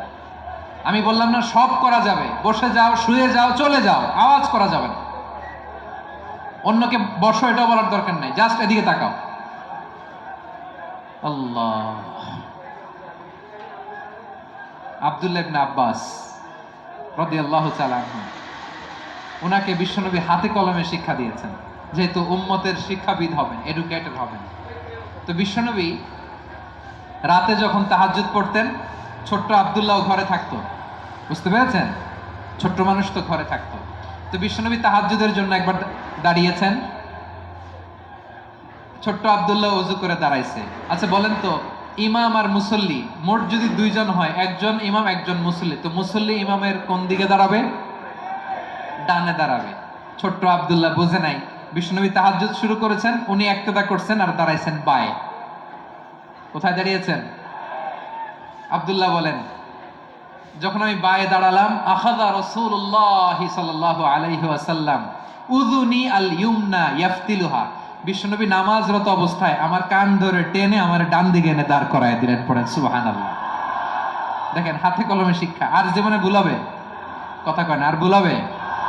আর ভুল হবে না। এভাবে বিশ্বনবীর অনেক সঙ্গ পেয়েছেন, সফর করেছেন, একই বাহনে বসেছেন, এক বাহনে বসে লম্বা নাসিহত করেছেন, বলেছেন, ইয়া গোলাম ইহফাজিল্লাহ ইয়াহফাজকা, ইহফাজিল্লাহ তাজিদহু তুজাহাক, ইযা সাআলতা ফাসআলিল্লাহ ওয়া ইযা ইসতাআনতা ফাসতাইন বিল্লাহ। আল্লাহর বিধান মানো, আল্লাহর বিধান রক্ষা করো, আল্লাহ তোমায় রক্ষা করবে। আব্দুল্লাহ, চাইতে হলে আল্লাহর কাছে চাও, সাহায্য চাইতে হলে আল্লাহর কাছে সাহায্য চাও। মনে রাখো, গোটা বিশ্বের সবাই যদি তোমার সাহায্য করতে চায়, ততটুকুই করতে পারবে যতটুকু আল্লাহ তোমার নসিবে রেখেছে। গোটা বিশ্ব যদি তোমার বিরুদ্ধে ষড়যন্ত্রে দাঁড়িয়ে যায়, ক্ষতি ততটুকু করতে পারবে যতটুকু তোমার জন্য বরাদ্দ আছে। এর বাইরে কিছু করতে পারবে না। আওয়াজ করে বলেন ঠিক কিনা? এভাবে হাতে কলমে শিখিয়েছেন, বিশ্বনবীর সঙ্গ পেয়েছেন। উনাকে বিষ্ণু ইসলাম শিক্ষাবিদ, এডুকেটেড অফ দিস উম্মাহ হিসেবে সিলেক্ট করেছেন, হাতে কলমে শিখিয়েছেন। বিশ্বনবী একবার প্রকৃতির ডাকে সাড়া দিয়ে এসেছেন। এখন কি করতে হবে? নামাজের জন্য অজু করতে হবে। বিশ্বনবী এসেই দেখেন অজুর বদনায় পানি ভরা, খুশি হয়ে গেলেন, বললেন, কে রেখেছে পানি? একজন বলল, আব্দুল্লাহ রেখেছে। বিশ্বনবী অত্যন্ত খুশি হলেন, খুশি হয়ে একটা দোয়া করলেন, বললেন, আল্লাহুম্মা ফাক্কিহু ফিদ্দীন ওয়া আল্লিমহু তা'ওয়ীল।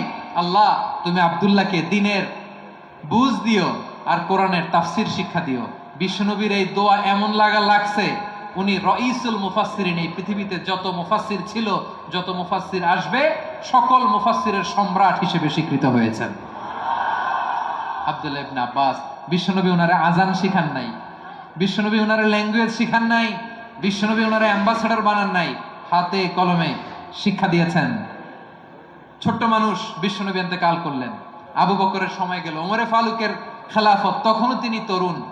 ওমরে ফারুক রাদিয়াল্লাহু তাআলা আনহু ওনার ক্যাবিনেট মিনিস্ট্রির বৈঠকে এই আব্দুল্লাহ ইবনে আব্বাসকে পাশ দিয়ে বসায় রাখতেন। বয়স্ক সাহাবারা এটা পছন্দ করতো না। তারা বলতো, ঘটনা কি? আব্দুল্লাহর মতো ছেলে নাতি আমাদের আছে, এরা কেন রাখে ওমরে ফারুক?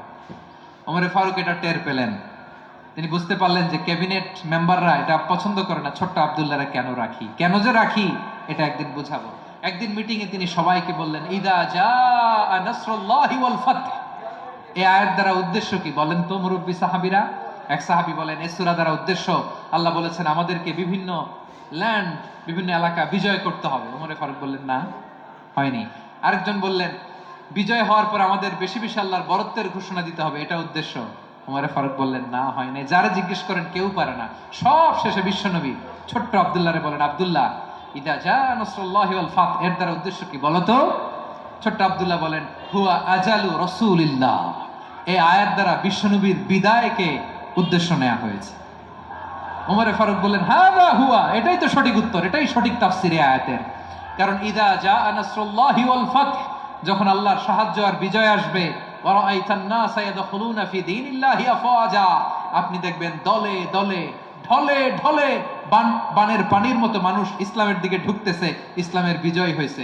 তো ইসলামের বিজয়ের মিশন নিয়ে নবী আসছে, বিজয়ী যখন হয়ে গেছে, এখন তো নবীর বিদায় হবে। জোরে বলেন ঠিক কিনা? কোন সাহাবী এই সূক্ষ্ম কথাটা ধরতে পারে নাই, ওই আব্দুল্লাহ ছাড়া। আব্দুল্লাহ যখন উত্তর দিছে, সব সাহাবীদের টনক নড়েছে। এরপর থেকে কোনো ক্যাবিনেট মিটিং এ আর কোনো সাহাবারা কোনো প্রশ্ন করে নাই, আওয়াজ করে পড়েন সুবহানাল্লাহ। বিশ্বনবী আব্দুল্লাহ ইবনে আব্বাসকে দ্য এডুকেটর অফ দ্য উম্মাহ, উম্মার শিক্ষাবিদ হিসেবে গ্রহণ করেছেন। আওয়াজ করে পড়তে হবে আল্লাহু আকবার। সাহাবীদের নামগুলো মনে থাকবে। এক নম্বরে আবু মাহজুরা, মুয়াজ্জিন বানাইছেন। যায়েদ ইবনে সাবিত, দোভাষী, ট্রান্সলেটর অফ প্রফেট, এবং তিনি ছিলেন বিশ্বনবীর ব্যক্তিগত সচিব। Musab ibn Umair, the first ambassador and diplomat of Islam. Abdullah ibn Abbas, এই উম্মার সবচেয়ে বড় এডুকেটর, শিক্ষাবিদ। আরেকজন ছিল আব্দুল্লাহ ইবনে মাসউদ রাদিয়াল্লাহু তাআলা। দুই আব্দুল্লাহ, আব্বাস গেল, আরেকজন হচ্ছে মাসউদ। মক্কার তরুণ, ছাগল পালতো মুশরিকের বিশ্বনবী আর আবু বকর রাদিয়াল্লাহু তাআলা আনহু একবার গেলেন, যে দেখে এই তরুণ দাঁড়ায় আছে। বিশ্বনবী বলেন, আমি খুব ক্ষুধার্ত, তোমার কাছে কি দুধ আছে ছাগলের? আব্দুল্লাহ ইবনে মাসউদ বলে, আছে। ওয়ালাকিন আনা মুতামান, কিন্তু যে দুধ আছে এটা আমানতের, আমি দিতে পারবো না। বিশ্বনবী এইটা শুনেই তারে টার্গেট করে ফেলছে। আনা মুতামান, দুধ আছে কিন্তু এটা আমার মালিকের, আমি তো দরদ দেখায় আমার মালিকের দুধ আপনি পথিক, আপনারা দিতে পারি না। বিশ্বনবী টার্গেট করে ফেলছেন, এরে আমার কাজে লাগাইতে হবে। বিশ্বনবী বলেন, আচ্ছা ঠিক আছে, দুধ দিও না, কিন্তু এমন ছাগি আছে কিনা যেই ছাগির সাথে কোনো ছাগলের মিলন হয় নাই, তার ওলানে দুধও আসে নাই, বাচ্চাও নাই, এরকম ছাগির থেকে যদি আমি দুধ খাই তাহলে তো সমস্যা নাই। বলতেছে, এরকম ছাগির থেকে দুধ খাইলে সমস্যা নাই, কারণ এরকম ছাগির ওলান থেকে দুধ আসবেও না। বলতেছে, ঠিক আছে, এরকম একটা ছাগি নিয়ে আস। নিয়ে আসা হলো। বিশ্বনবী বিসমিল্লাহ বলে ওই ছাগির ওলানে হাত দিলেন। হাত দিতে দেরি, পুরো ওলানটা দুধে ভরে যেতে দেরি হয় না। বিশ্বনবী আর আবু বকর রাদিয়াল্লাহু তাআলা আনহু দহন করে পেট ভরে খেলেন। এই দৃশ্য আব্দুল্লাহ ইবনে মাসউদের হৃদয়ে দাগ কাটলো। এই মুজিজা দেখে তিনি বললেন, আশহাদু আল্লা ইলাহা ইল্লাল্লাহ ওয়া আশহাদু আন্না মুহাম্মাদুর রাসূলুল্লাহ। তিনি ষষ্ঠ মুসলিম ছিলেন, 6 নম্বর মুসলমান। ওনাকে টার্গেট করে বিশ্বনবী দেখলেন এমন ইন্টেলেকচুয়াল ব্রেন, উনি সূক্ষ্ম সূক্ষ্ম জিনিস বুঝে বেশি, ফিকহি জ্ঞান ওনার মধ্যে বেশি। বিশ্বনবী ওনাকে কোরআনের জ্ঞান শিক্ষা দিতে লাগলেন। উনি বিশ্বনবী সবার কাছে কোরআন শোনায়, কিন্তু বিশ্বনবী নিজে আব্দুল্লাহ ইবনে মাসউদের কাছ থেকে কোরআন শুনতো। বিশ্বনবী একবার বললেন, ইকরা আলাইয়া ইয়া মাসউদ। ইবনে মাসউদ, একবার শোনাও তো কোরআন দেখি। আব্দুল্লাহ ইবনে মাসউদ বলে, আকরাউ আলাইকা ওয়া আলাইকা উনজিল। নবী, আপনার উপর কোরআন নাজিল হয় আর আমি আপনার সামনে কোরআন পড়ব। বিশ্বনবী বললেন, ইন্নী উহিব্বু আন আসমাআহু মিন গায়রি। আমি নিজে পড়তে যেমনি ভালোবাসি, অন্যে পড়ুক আমি শুনবো, এটাও আমি ভালোবাসি। সূরা নিসা তিনি তেলাওয়াত করে শুনিয়েছেন। এমন সূক্ষ্ম সূক্ষ্ম বিষয় বিশ্বনবী ওনাকে ধরিয়ে দিয়েছেন। উনি হয়ে গিয়েছেন, আব্দুল্লাহ ইবনে আব্বাস হয়েছেন রাইসুল মুফাসসিরিন, উনি হয়ে গিয়েছেন ফাকিহুল উম্মাহ। ওনার চাইতে বড় ফকিহ এই পৃথিবী আর দেখবে না। চিল্লায় বলেন সুবহানাল্লাহ।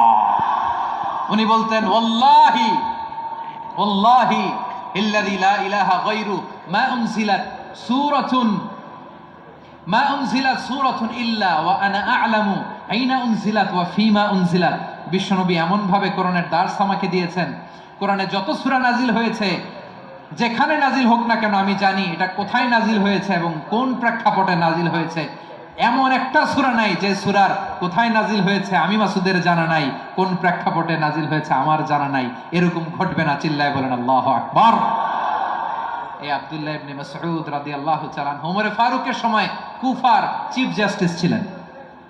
কুফা নগরীর চিফ জাস্টিস। চিফ জাস্টিস বুঝেন নাই? বিচারপতি। কি ছিলেন? সবাই বলে নাই, কি ছিলেন? বিচারপতি ছিলেন। এবং ওনার যে ফিকহি জ্ঞানের ধারা, এটাই আলকামা, ইব্রাহিম আন-নাখাই, হাম্মাদ ইবনে সুলাইমান হয়ে ইমাম আবু হানিফা পর্যন্ত পৌঁছেছে। এবং ওনার ফিকহি জ্ঞানের ধারাই হানাফি মাযহাবে অ্যাকসেপ্ট হয়েছে। আজও এগুলো হানাফি মাযহাবে চর্চিত হয়। হানাফি মাযহাবের সব ফিক আব্দুল্লাহ ইবনে মাসউদের ফিকহি জ্ঞানের ধারা থেকে নেওয়া হয়েছে। চিল্লায় পড়েন সুবহানাল্লাহ। তাহলে উনাকে বিশ্বনবী বানিয়েছেন জুরিস্ট, আইনবিদ, ফাকিহ। উনারে আজান শিখান নাই। হিউম্যান রিসোর্স ডেভেলপমেন্ট কিভাবে করবেন, মানব সম্পদের উন্নয়ন কিভাবে করতে হয়, কিভাবে যার যেখানে প্রতিভা কাজে লাগাতে হয় উনি দেখিয়েছেন। সুবহানাল্লাহ পড়বেন না? খালিদ বিন ওয়ালিদ নাম শুনছেন? কে কে শোনেন নাই হাত তোলেন। কি ছিলেন? বীর যোদ্ধা ছিলেন খালিদ বিন ওয়ালিদ। কিন্তু তিনি ইসলাম ধর্ম গ্রহণ করেছেন অনেক দেরিতে, 8ম হিজরিতে। তার মানে অষ্টম হিজরির আগে উনি মুশরিকদের পক্ষে লড়াই করেছেন। ওনার হাতে কত মুসলিম সাহাবী যে নিহত হয়েছে হিসাব নাই। বিশ্বনবী টার্গেট করে রাখছে, তুমি আমাদের মুসলিমদের এত ক্ষতি করলা, তুমি যখন মুসলমান হবা তোমার দিয়ে আমি এমন কাম করামু যে এটা আর কেউ করতে পারবে না। সুবহানাল্লাহ নাই। যশোর ক্লান্ত হয়ে গেছে।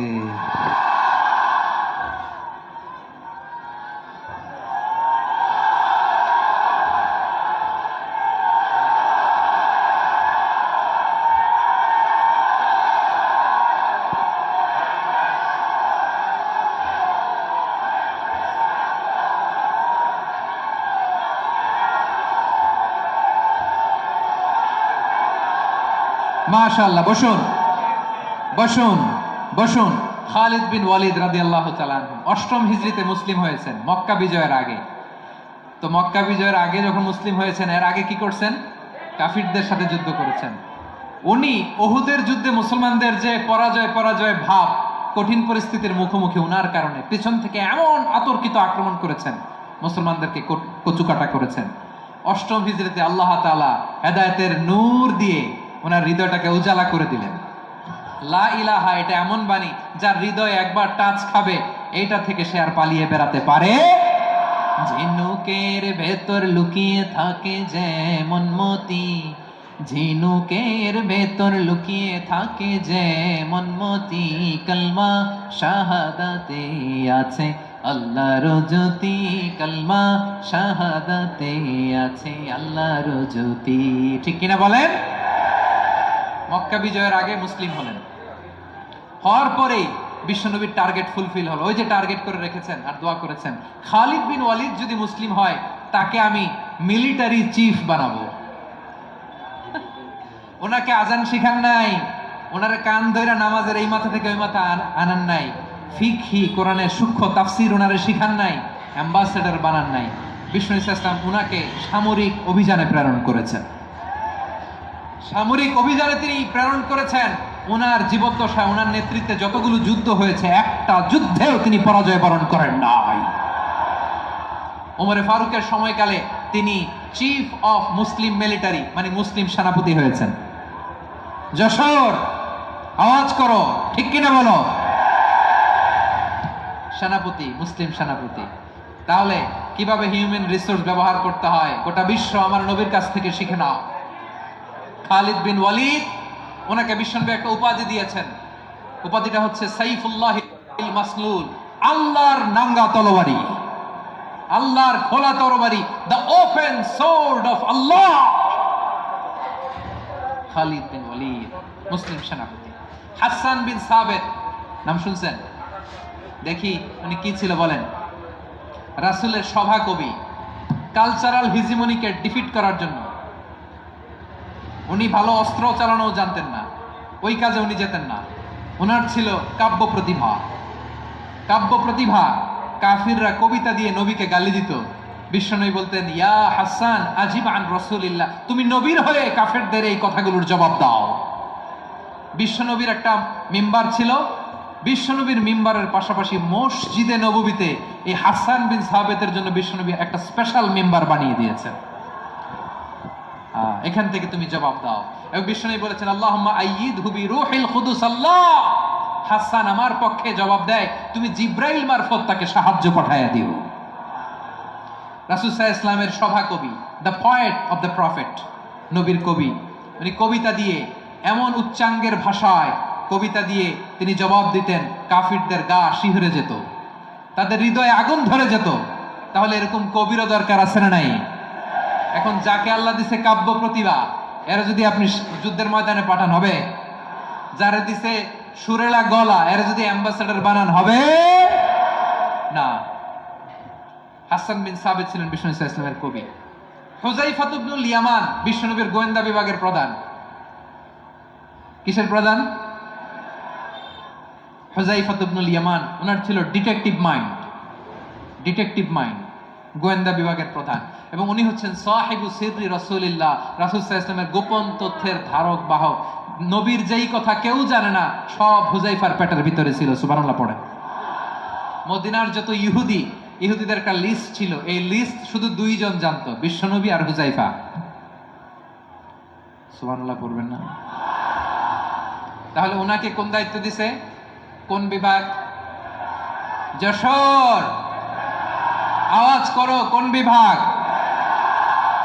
গোয়েন্দা বিভাগের হেড ছিল। খন্দকের যুদ্ধে প্রচন্ড আজকের মতো শৈত্য প্রবাহ, মাটি খনন করতে করতে সাহাবীদের পেটে ক্ষুধা নাই, দাঁড়াইতে পারে না নামাজের জন্য, এত ক্লান্ত, ক্ষুধা, ক্লান্ত, শ্রান্ত। বিশ্বনবী বললেন, কে আছো এই কঠিন শীত, এই ভয় আর ক্ষুধার মধ্যেও খন্দকের পরীক্ষার টপকে শত্রু শিবিরে যে আমাকে তথ্য দিবা, কে আছো? কারো গায়ে শক্তিই নাই যে দাঁড়াবে, কেউ দাঁড়ায় না। বিশ্বনবী তখন নিজে হুজাইফাকে ডাক দিলেন, হুজাইফা, যে আমাকে আজকে শত্রু শিবিরের তথ্য এনে দিবে সে জান্নাতে আমার মোরাফাকা, আমার সঙ্গী হবে। হুজাইফা রাদিয়াল্লাহু ইবনুল ইয়ামান জীবনের ঝুঁকি নিয়ে এই ক্ষুধা, শৈত্য প্রবাহ, কোল্ড ওয়েভসকে উপেক্ষা করে পরীক্ষা টপকে শত্রু শিবিরে যে সবার কথাগুলো চুপে চুপে শুনে বিশ্বনবীর দরবারে এসে গোয়েন্দাদের মতো তথ্য সরবরাহ করেছে। বিশ্বনবীর গোয়েন্দা বিভাগের প্রধান হুজাইফা ইবনুল ইয়ামান ইন্টেলিজেন্স বিভাগ চালাতেন। মুনাফিকদের নাম ওনার কাছে ছিল। মুআয ইবনে জাবাল মদিনা রাষ্ট্রের সবচেয়ে সিনিয়র আমলা ছিলেন। আমলাতন্ত্র চিনেন তো? প্রশাসনিক কাজ যারা চালায়, অ্যাডমিনিস্ট্রেশন বোঝেন না? The department of administration. মদিনার রাষ্ট্রের সিনিয়র আমলা মুআয ইবনে জাবাল মুতাখাসসিসুন ফিল হালাল ওয়াল হারাম, হালাল হারামের স্পেশালিস্ট ছিলেন। বিশ্বনবী উনাকে ইয়ামানের গভর্নর করে পাঠায়েছেন। বলেছেন, ইন্নাকা তা'তি কওমান আহলা কিতাব, এমন গোষ্ঠীর কাছে যাবা এরা ইহুদি নাসারা, আগে শাহাদা পড়লে এরপরে নামাজের দাওয়াত দিও, নামাজ পড়লে যাকাতের দাওয়াত দিও। গভর্নরের অ্যাটিটিউড যেমন থাকে তেমন অ্যাটিটিউড ধরে রেখে। সুবহানাল্লাহ পড়েন। তাহলে মুআয ইবনে জাবালকে দিয়ে বিশ্বনবী কবিতা লেখায় নাই, চিঠি লেখায় নাই, আজান দেওয়ায় নাই। সুবহানাল্লাহ পড়বেন না? সব শেষ সাহাবী বলি আবু হুরায়রা রাদিয়াল্লাহু তাআলা, নাম শুনছেন? বিড়ালের বাবা। কি করতেন? খালি হাদিস মুখস্থ করতেন। উনি বলতেন, আলজামু রাসূলুল্লাহ আলা মিলই বাতনি, আমার শুধু পেটের ক্ষুধার বন্দোবস্ত হইলে আমি নবীর সঙ্গ ছাড়তাম না। আমার আনসার সাহাবারা ক্ষেত খামারের কাজ করতো, আমার মুহাজির সাহাবারা ব্যবসা করতো, আর আমি নবীর সাথে সাথে থাকতাম। শুধু সকাল বিকাল দুই বেলা যদি আমার খাবারের বন্দোবস্ত হয়, আমি আর নবীর লগ ছাড়ি না। সুবহানাল্লাহ কইবেন না? 5374টা হাদিস তিনি বর্ণনা করেছেন। সবচেয়ে বেশি হাদিস বর্ণনাকারী সাহাবী। হাদিস প্রিজার্ভেশনের কাজে বিশ্বনবী ওনাকে কাজে লাগিয়েছেন। উনি একদিন বলেন, ইয়া রাসূলুল্লাহ আসমাউ মিনকা কাসীরান ফালা আহফাজু, নবী অনেক কথা শুনি আমার মনে থাকে না। বিশ্বনবী বললেন, তাই? উবসুত রিদাক, তোমার চাদরটা বিছাও। আবু হুরায়রা বিছালেন, বিশ্বনবী হাত বুলায় দিলেন, এরপরে অনেক হাদিস বর্ণনা করলেন। আবু হুরায়রা বলে, তারপর থেকে বিশ্বনবী যাই বর্ণনা করে আমি শুনি আর একটাও ভুলি না। এখন সুবহানাল্লাহ। বিশ্বনবী ওনাকে হাদিস প্রিজার্ভেশন, নবীর এই যে লক্ষ্য হাদিস প্রিজার্ভেশনের এই দায়িত্ব দিয়েছেন সাইয়েদনা আবু হুরায়রা রাদিয়াল্লাহু তাআলা আনহুকে। প্রিয় ভাইরা, তাহলে 10 জন সাহাবীর কথা যে বললাম, আপনারা কি খেয়াল করেছেন কত বড় ট্যালেন্ট হান্টার, চৌকস ট্যালেন্ট হান্টার ছিল আমার নবী। এক একজনের এক এক ট্যালেন্ট এক এক কাজে অ্যাসাইন করেছেন, এক একজনকে এক এক দায়িত্ব দিয়েছেন, এক একজনের প্রতিভাকে এক একভাবে বিকশিত হওয়ার সুযোগ দিয়েছেন। আওয়াজ করে বলেন ঠিক কি না? এখন আমার পর্দার আড়ালে আমার মায়েরা বলবে, এতগুলো পুরুষ সাহাবীর কথা বললো, নারী সাহাবীরা কি কিছু করে নাই? হ্যাঁ, একজন নারী সাহাবীর কথা বলে মোনাজাত হবে, দোয়া ছাড়া কেউ যাব না। রুফাইদা আল আসলামিয়া রাদিয়াল্লাহু তাআলা আনহা, ওনার বাবার নাম সাআদ আল আসলামি। বিশ্বনবী কি খেয়াল করলেন দেখেন, সাআদ ছিল মদিনার বড় ডাক্তার। এই নারী সাহাবী রুফাইদা বাবার কাছ থেকে চিকিৎসা বিদ্যা শিখেছেন। যখন শিখছে, বিশ্বনবী দেখলেন আমার তো প্রতি সপ্তাহে সপ্তাহে যুদ্ধে আহত সাহাবীদের সেবা দিবে কে? বিশ্বনবী রুফাইদাকে বললেন, রুফাইদা তুমি মসজিদে নববীর পাশে একটা মেডিকেল ক্যাম্প করো। এই যে সাকিনা আদ্দিন মেডিকেলের আমার ছাত্রী বন্ধুরা শুনে রাখো, তোমাদের আইকন হচ্ছে রুফাইদা আল আসলামিয়া। বিশ্বনবীর ডিরেকশন অনুযায়ী তিনি মসজিদে নববীর পাশে একটা মেডিকেল ক্যাম্প করলেন এবং আহত সাহাবাদের চিকিৎসা উনি ওনার টিম নিয়ে দিতেন। বিশ্বনবীর পরামর্শে উনি আনসারি এবং মুহাজির মহিলা সাহাবীদেরকে নিয়ে একটা স্পেশাল মেডিকেল টিম গঠন করলেন। খায়বার যুদ্ধে 7ম হিজরিতে যখন বিশ্বনবী যায়, উনি ওনার টিম নিয়ে আসলেন, বললেন ইয়া রাসূলুল্লাহ, আমরা তো তলোয়ার চালাতে পারি না, আমরা তো তীর মারতে পারি না, আপনি যদি অনুমতি দেন খায়বার অভিযানে আমি আমার টিম নিয়ে মেডিকেল টিমের সেবাটা সার্ভিসটা দিতে চাই। পড়েন সুবহানাল্লাহ। বিশ্বনবী অনুমতি দিলেন, যোদ্ধা সাহাবীদের সাথে রুফাইদা আল আসলামিয়া উনিও মেডিকেল টিম নিয়ে অগ্রসর হলেন। খায়বারের প্রতিটা আহত ইনজুর্ড সাহাবী যারা ইনজুরি শিকার হয়েছেন সবাই রুফাইদা আল আসলামিয়ার এই মেডিকেল ক্যাম্প থেকে চিকিৎসা সহায়তা পেয়েছেন। সুবহানাল্লাহ পড়েন। দেখেন কিভাবে বিশ্বনবী ট্যালেন্ট বাছাই করতেন, আপনি অবাক হবেন। বাহরাইনের মেডিকেল ইউনিভার্সিটিতে রুফাইদা আল আসলামিয়া মেডিকেল প্রাইজ অ্যাওয়ার্ড প্রতি বছর দেয়া হয়। যদি 8 দিনের এই মেডিকেল, আমার বোনেরা যদি জেনে থাকো জানো, না হলে নতুন করে জানো, সার্চ দিও রুফাইদা আল আসলামিয়া মেডিকেল অ্যাওয়ার্ড বাহরাইনের ইউনিভার্সিটিতে দেওয়া হয়। প্রিয় ভাইয়েরা, তাহলে আলোচনার সামারি আমরা করি। বিশ্বনবী যার যেখানে ট্যালেন্ট তাকে ওইখানে কাজে লাগাতেন। আওয়াজ করে বলেন ঠিক কিনা। এবার একটা ইন্টারভিউ হবে, আওয়াজ করে বলেন আবু মাহজুরাকে বিশ্বনবী কি বানাইছেন? হ্যাঁ, ভুলে গেছেন? সামনের চুলে হাত দিয়ে বিশ্বনবী কি সুন্দর গলায় আজান শিখালেন। মুয়াজ্জিন। যায়েদ বিন সাবিতকে একাডেমিক প্রজেক্টের দায়িত্ব দিয়েছেন, তিনি ছিলেন বিশ্বনবীর দোভাষী ব্যক্তিগত সচিব। Musab ibn Umair, the first ambassador of Islam. Abdullah ibn Abbas, উম্মার বড় শিক্ষাবিদ মুফাসসির। আব্দুল্লাহ ইবনে মাসউদ,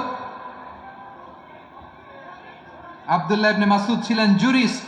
কি ছিলেন? জুরিস্ট ছিলেন, এই উম্মার সবচেয়ে বড় জুরিস্ট। খালিদ বিন ওয়ালিদ, সেনাপ্রধান। হাসান বিন সাবিত, হাসান বিন সাবিত ছিলেন বিশ্বনবীর সভাকবি। কি ছিলেন? বিশ্বনবীর সভাকবি ছিলেন। এরপরে হুযায়ফা ইবনুল ইয়ামান কি ছিলেন? গোয়েন্দা বিভাগের প্রধান। মুআদ ইবনে জাবাল কি ছিলেন? সিনিয়র আমলা, ইয়ামানের গভর্নর। আবু হুরায়রা রাদিয়াল্লাহু তাআলা আনহু হাদিস প্রিজার্ভেশনের কাজ করেছেন। আর আমাদের রুফাইদা আল আসলামিয়া রাদিয়াল্লাহু তাআলা আনহা কি ছিলেন? নার্স ছিলেন, নার্স হয়ে মেডিকেল সেবা দিয়েছেন। প্রিয় ভাইয়েরা, পুরো আলোচনার যদি সামারি করি তাহলে বিশ্বনবী যেভাবে হিউম্যান রিসোর্সকে ম্যানেজ করেছেন, যার যেখানে প্রতিভা কাজে লাগিয়েছেন, আমরাও যদি করি আমাদের বাংলাদেশের চিত্র আমরা পাল্টে দিতে পারবো। আমরা শুরুতে শুনেছি মানুষের আছে অসীম সম্ভাবনা, প্রতিটা মানুষ অনন্য, যত্ন নিলে, যথাযথ পরিচর্যা করলে মানুষ বিশ্ব জয় করতে পারে। ঠিক কিনা? আমাদের হাফেজে কোরআনের সামনে দাঁড়াতে পারে এমন কোন হাফেজে কোরআন আল্লাহর জমিনে জন্ম হয় নাই। গোটা বিশ্ব কাঁপিয়ে তারা সেরা, আমাদের ক্রিকেটাররা সেরা, আমাদের তৈরি পোশাক শিল্প সেরা।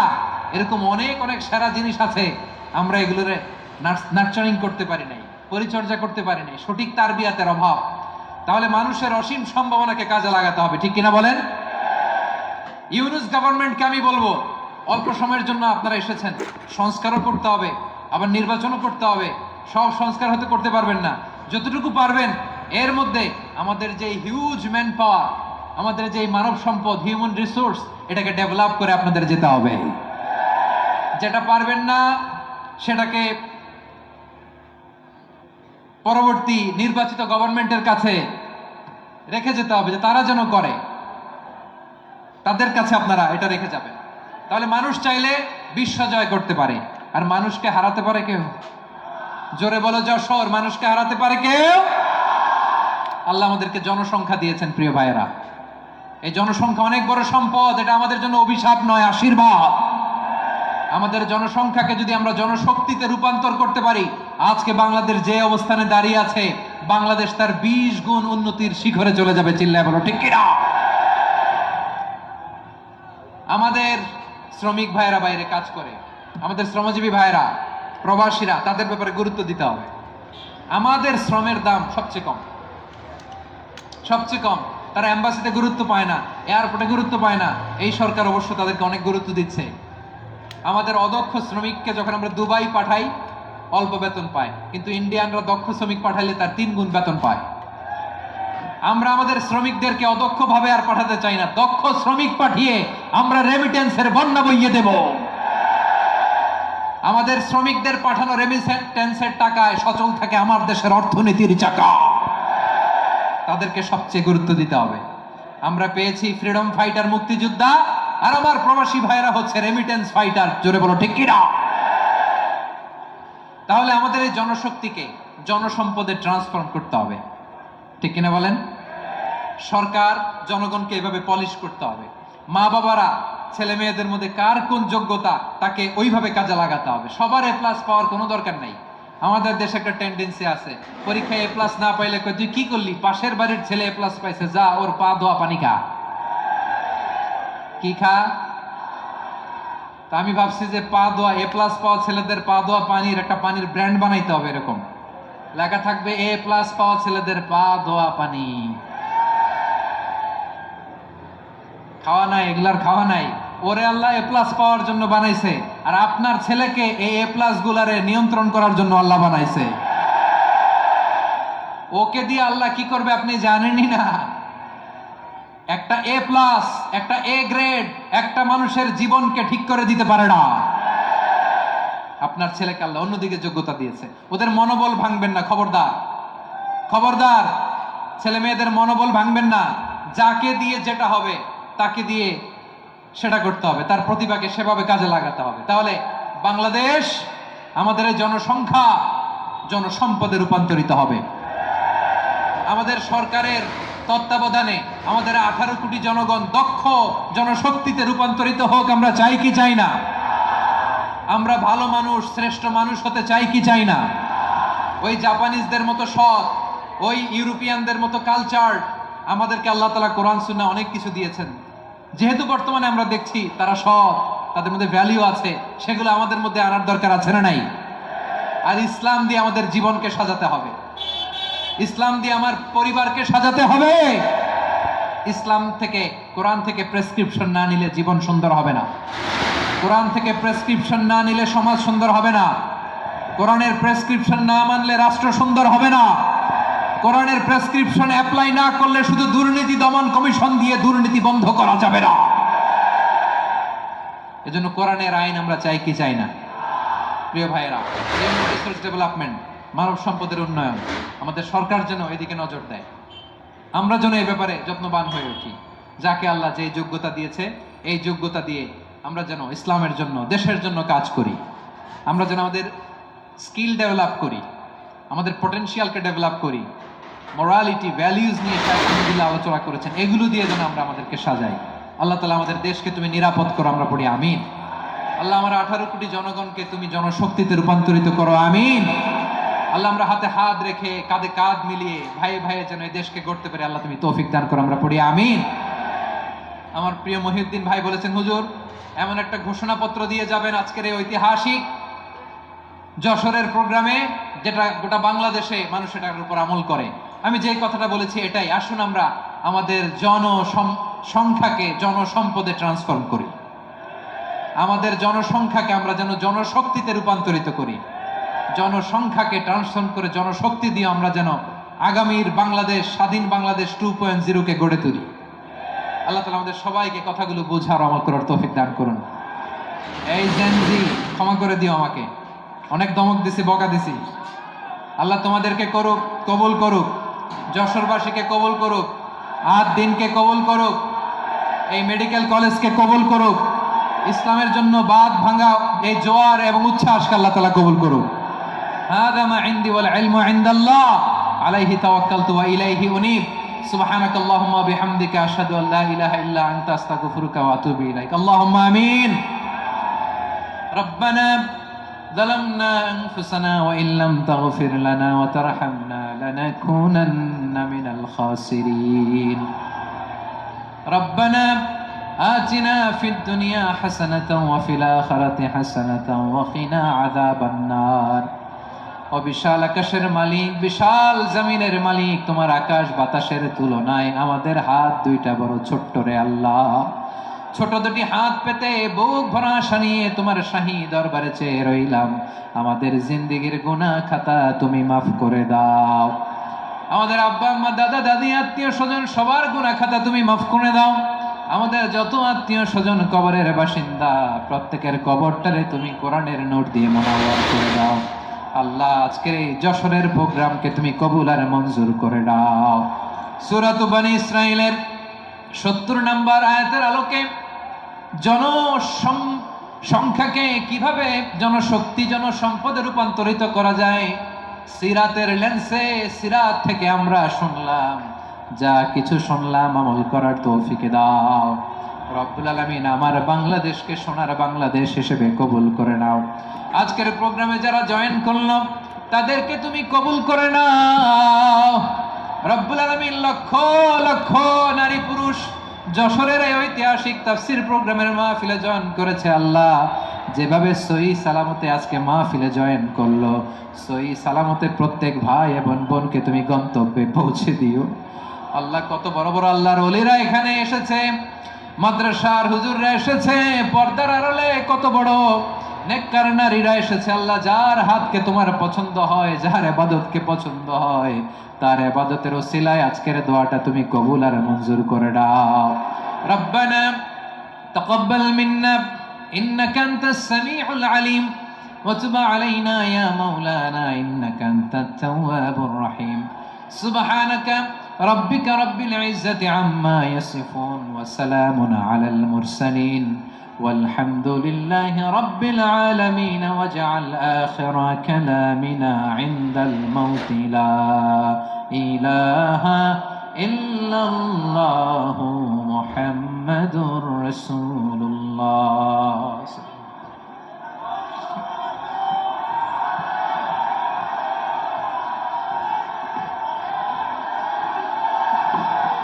ভাইরা একটু আস্তে আস্তে আমরা বের হয়ে যাই, আস্তে আস্তে বের হয়ে যাই। আপনাদের বিনয়ের সঙ্গে বলছি আপনারা আস্তে আস্তে বের হয়ে যান। সবাইকে অনুরোধ করছি বের হয়ে যান। আর যাদের বাচ্চারা খুঁজে পাচ্ছেন না, বাচ্চাগুলো আমাদের কাছে আছে, আমরা খুঁজছি, আপনারা পরে যাবেন।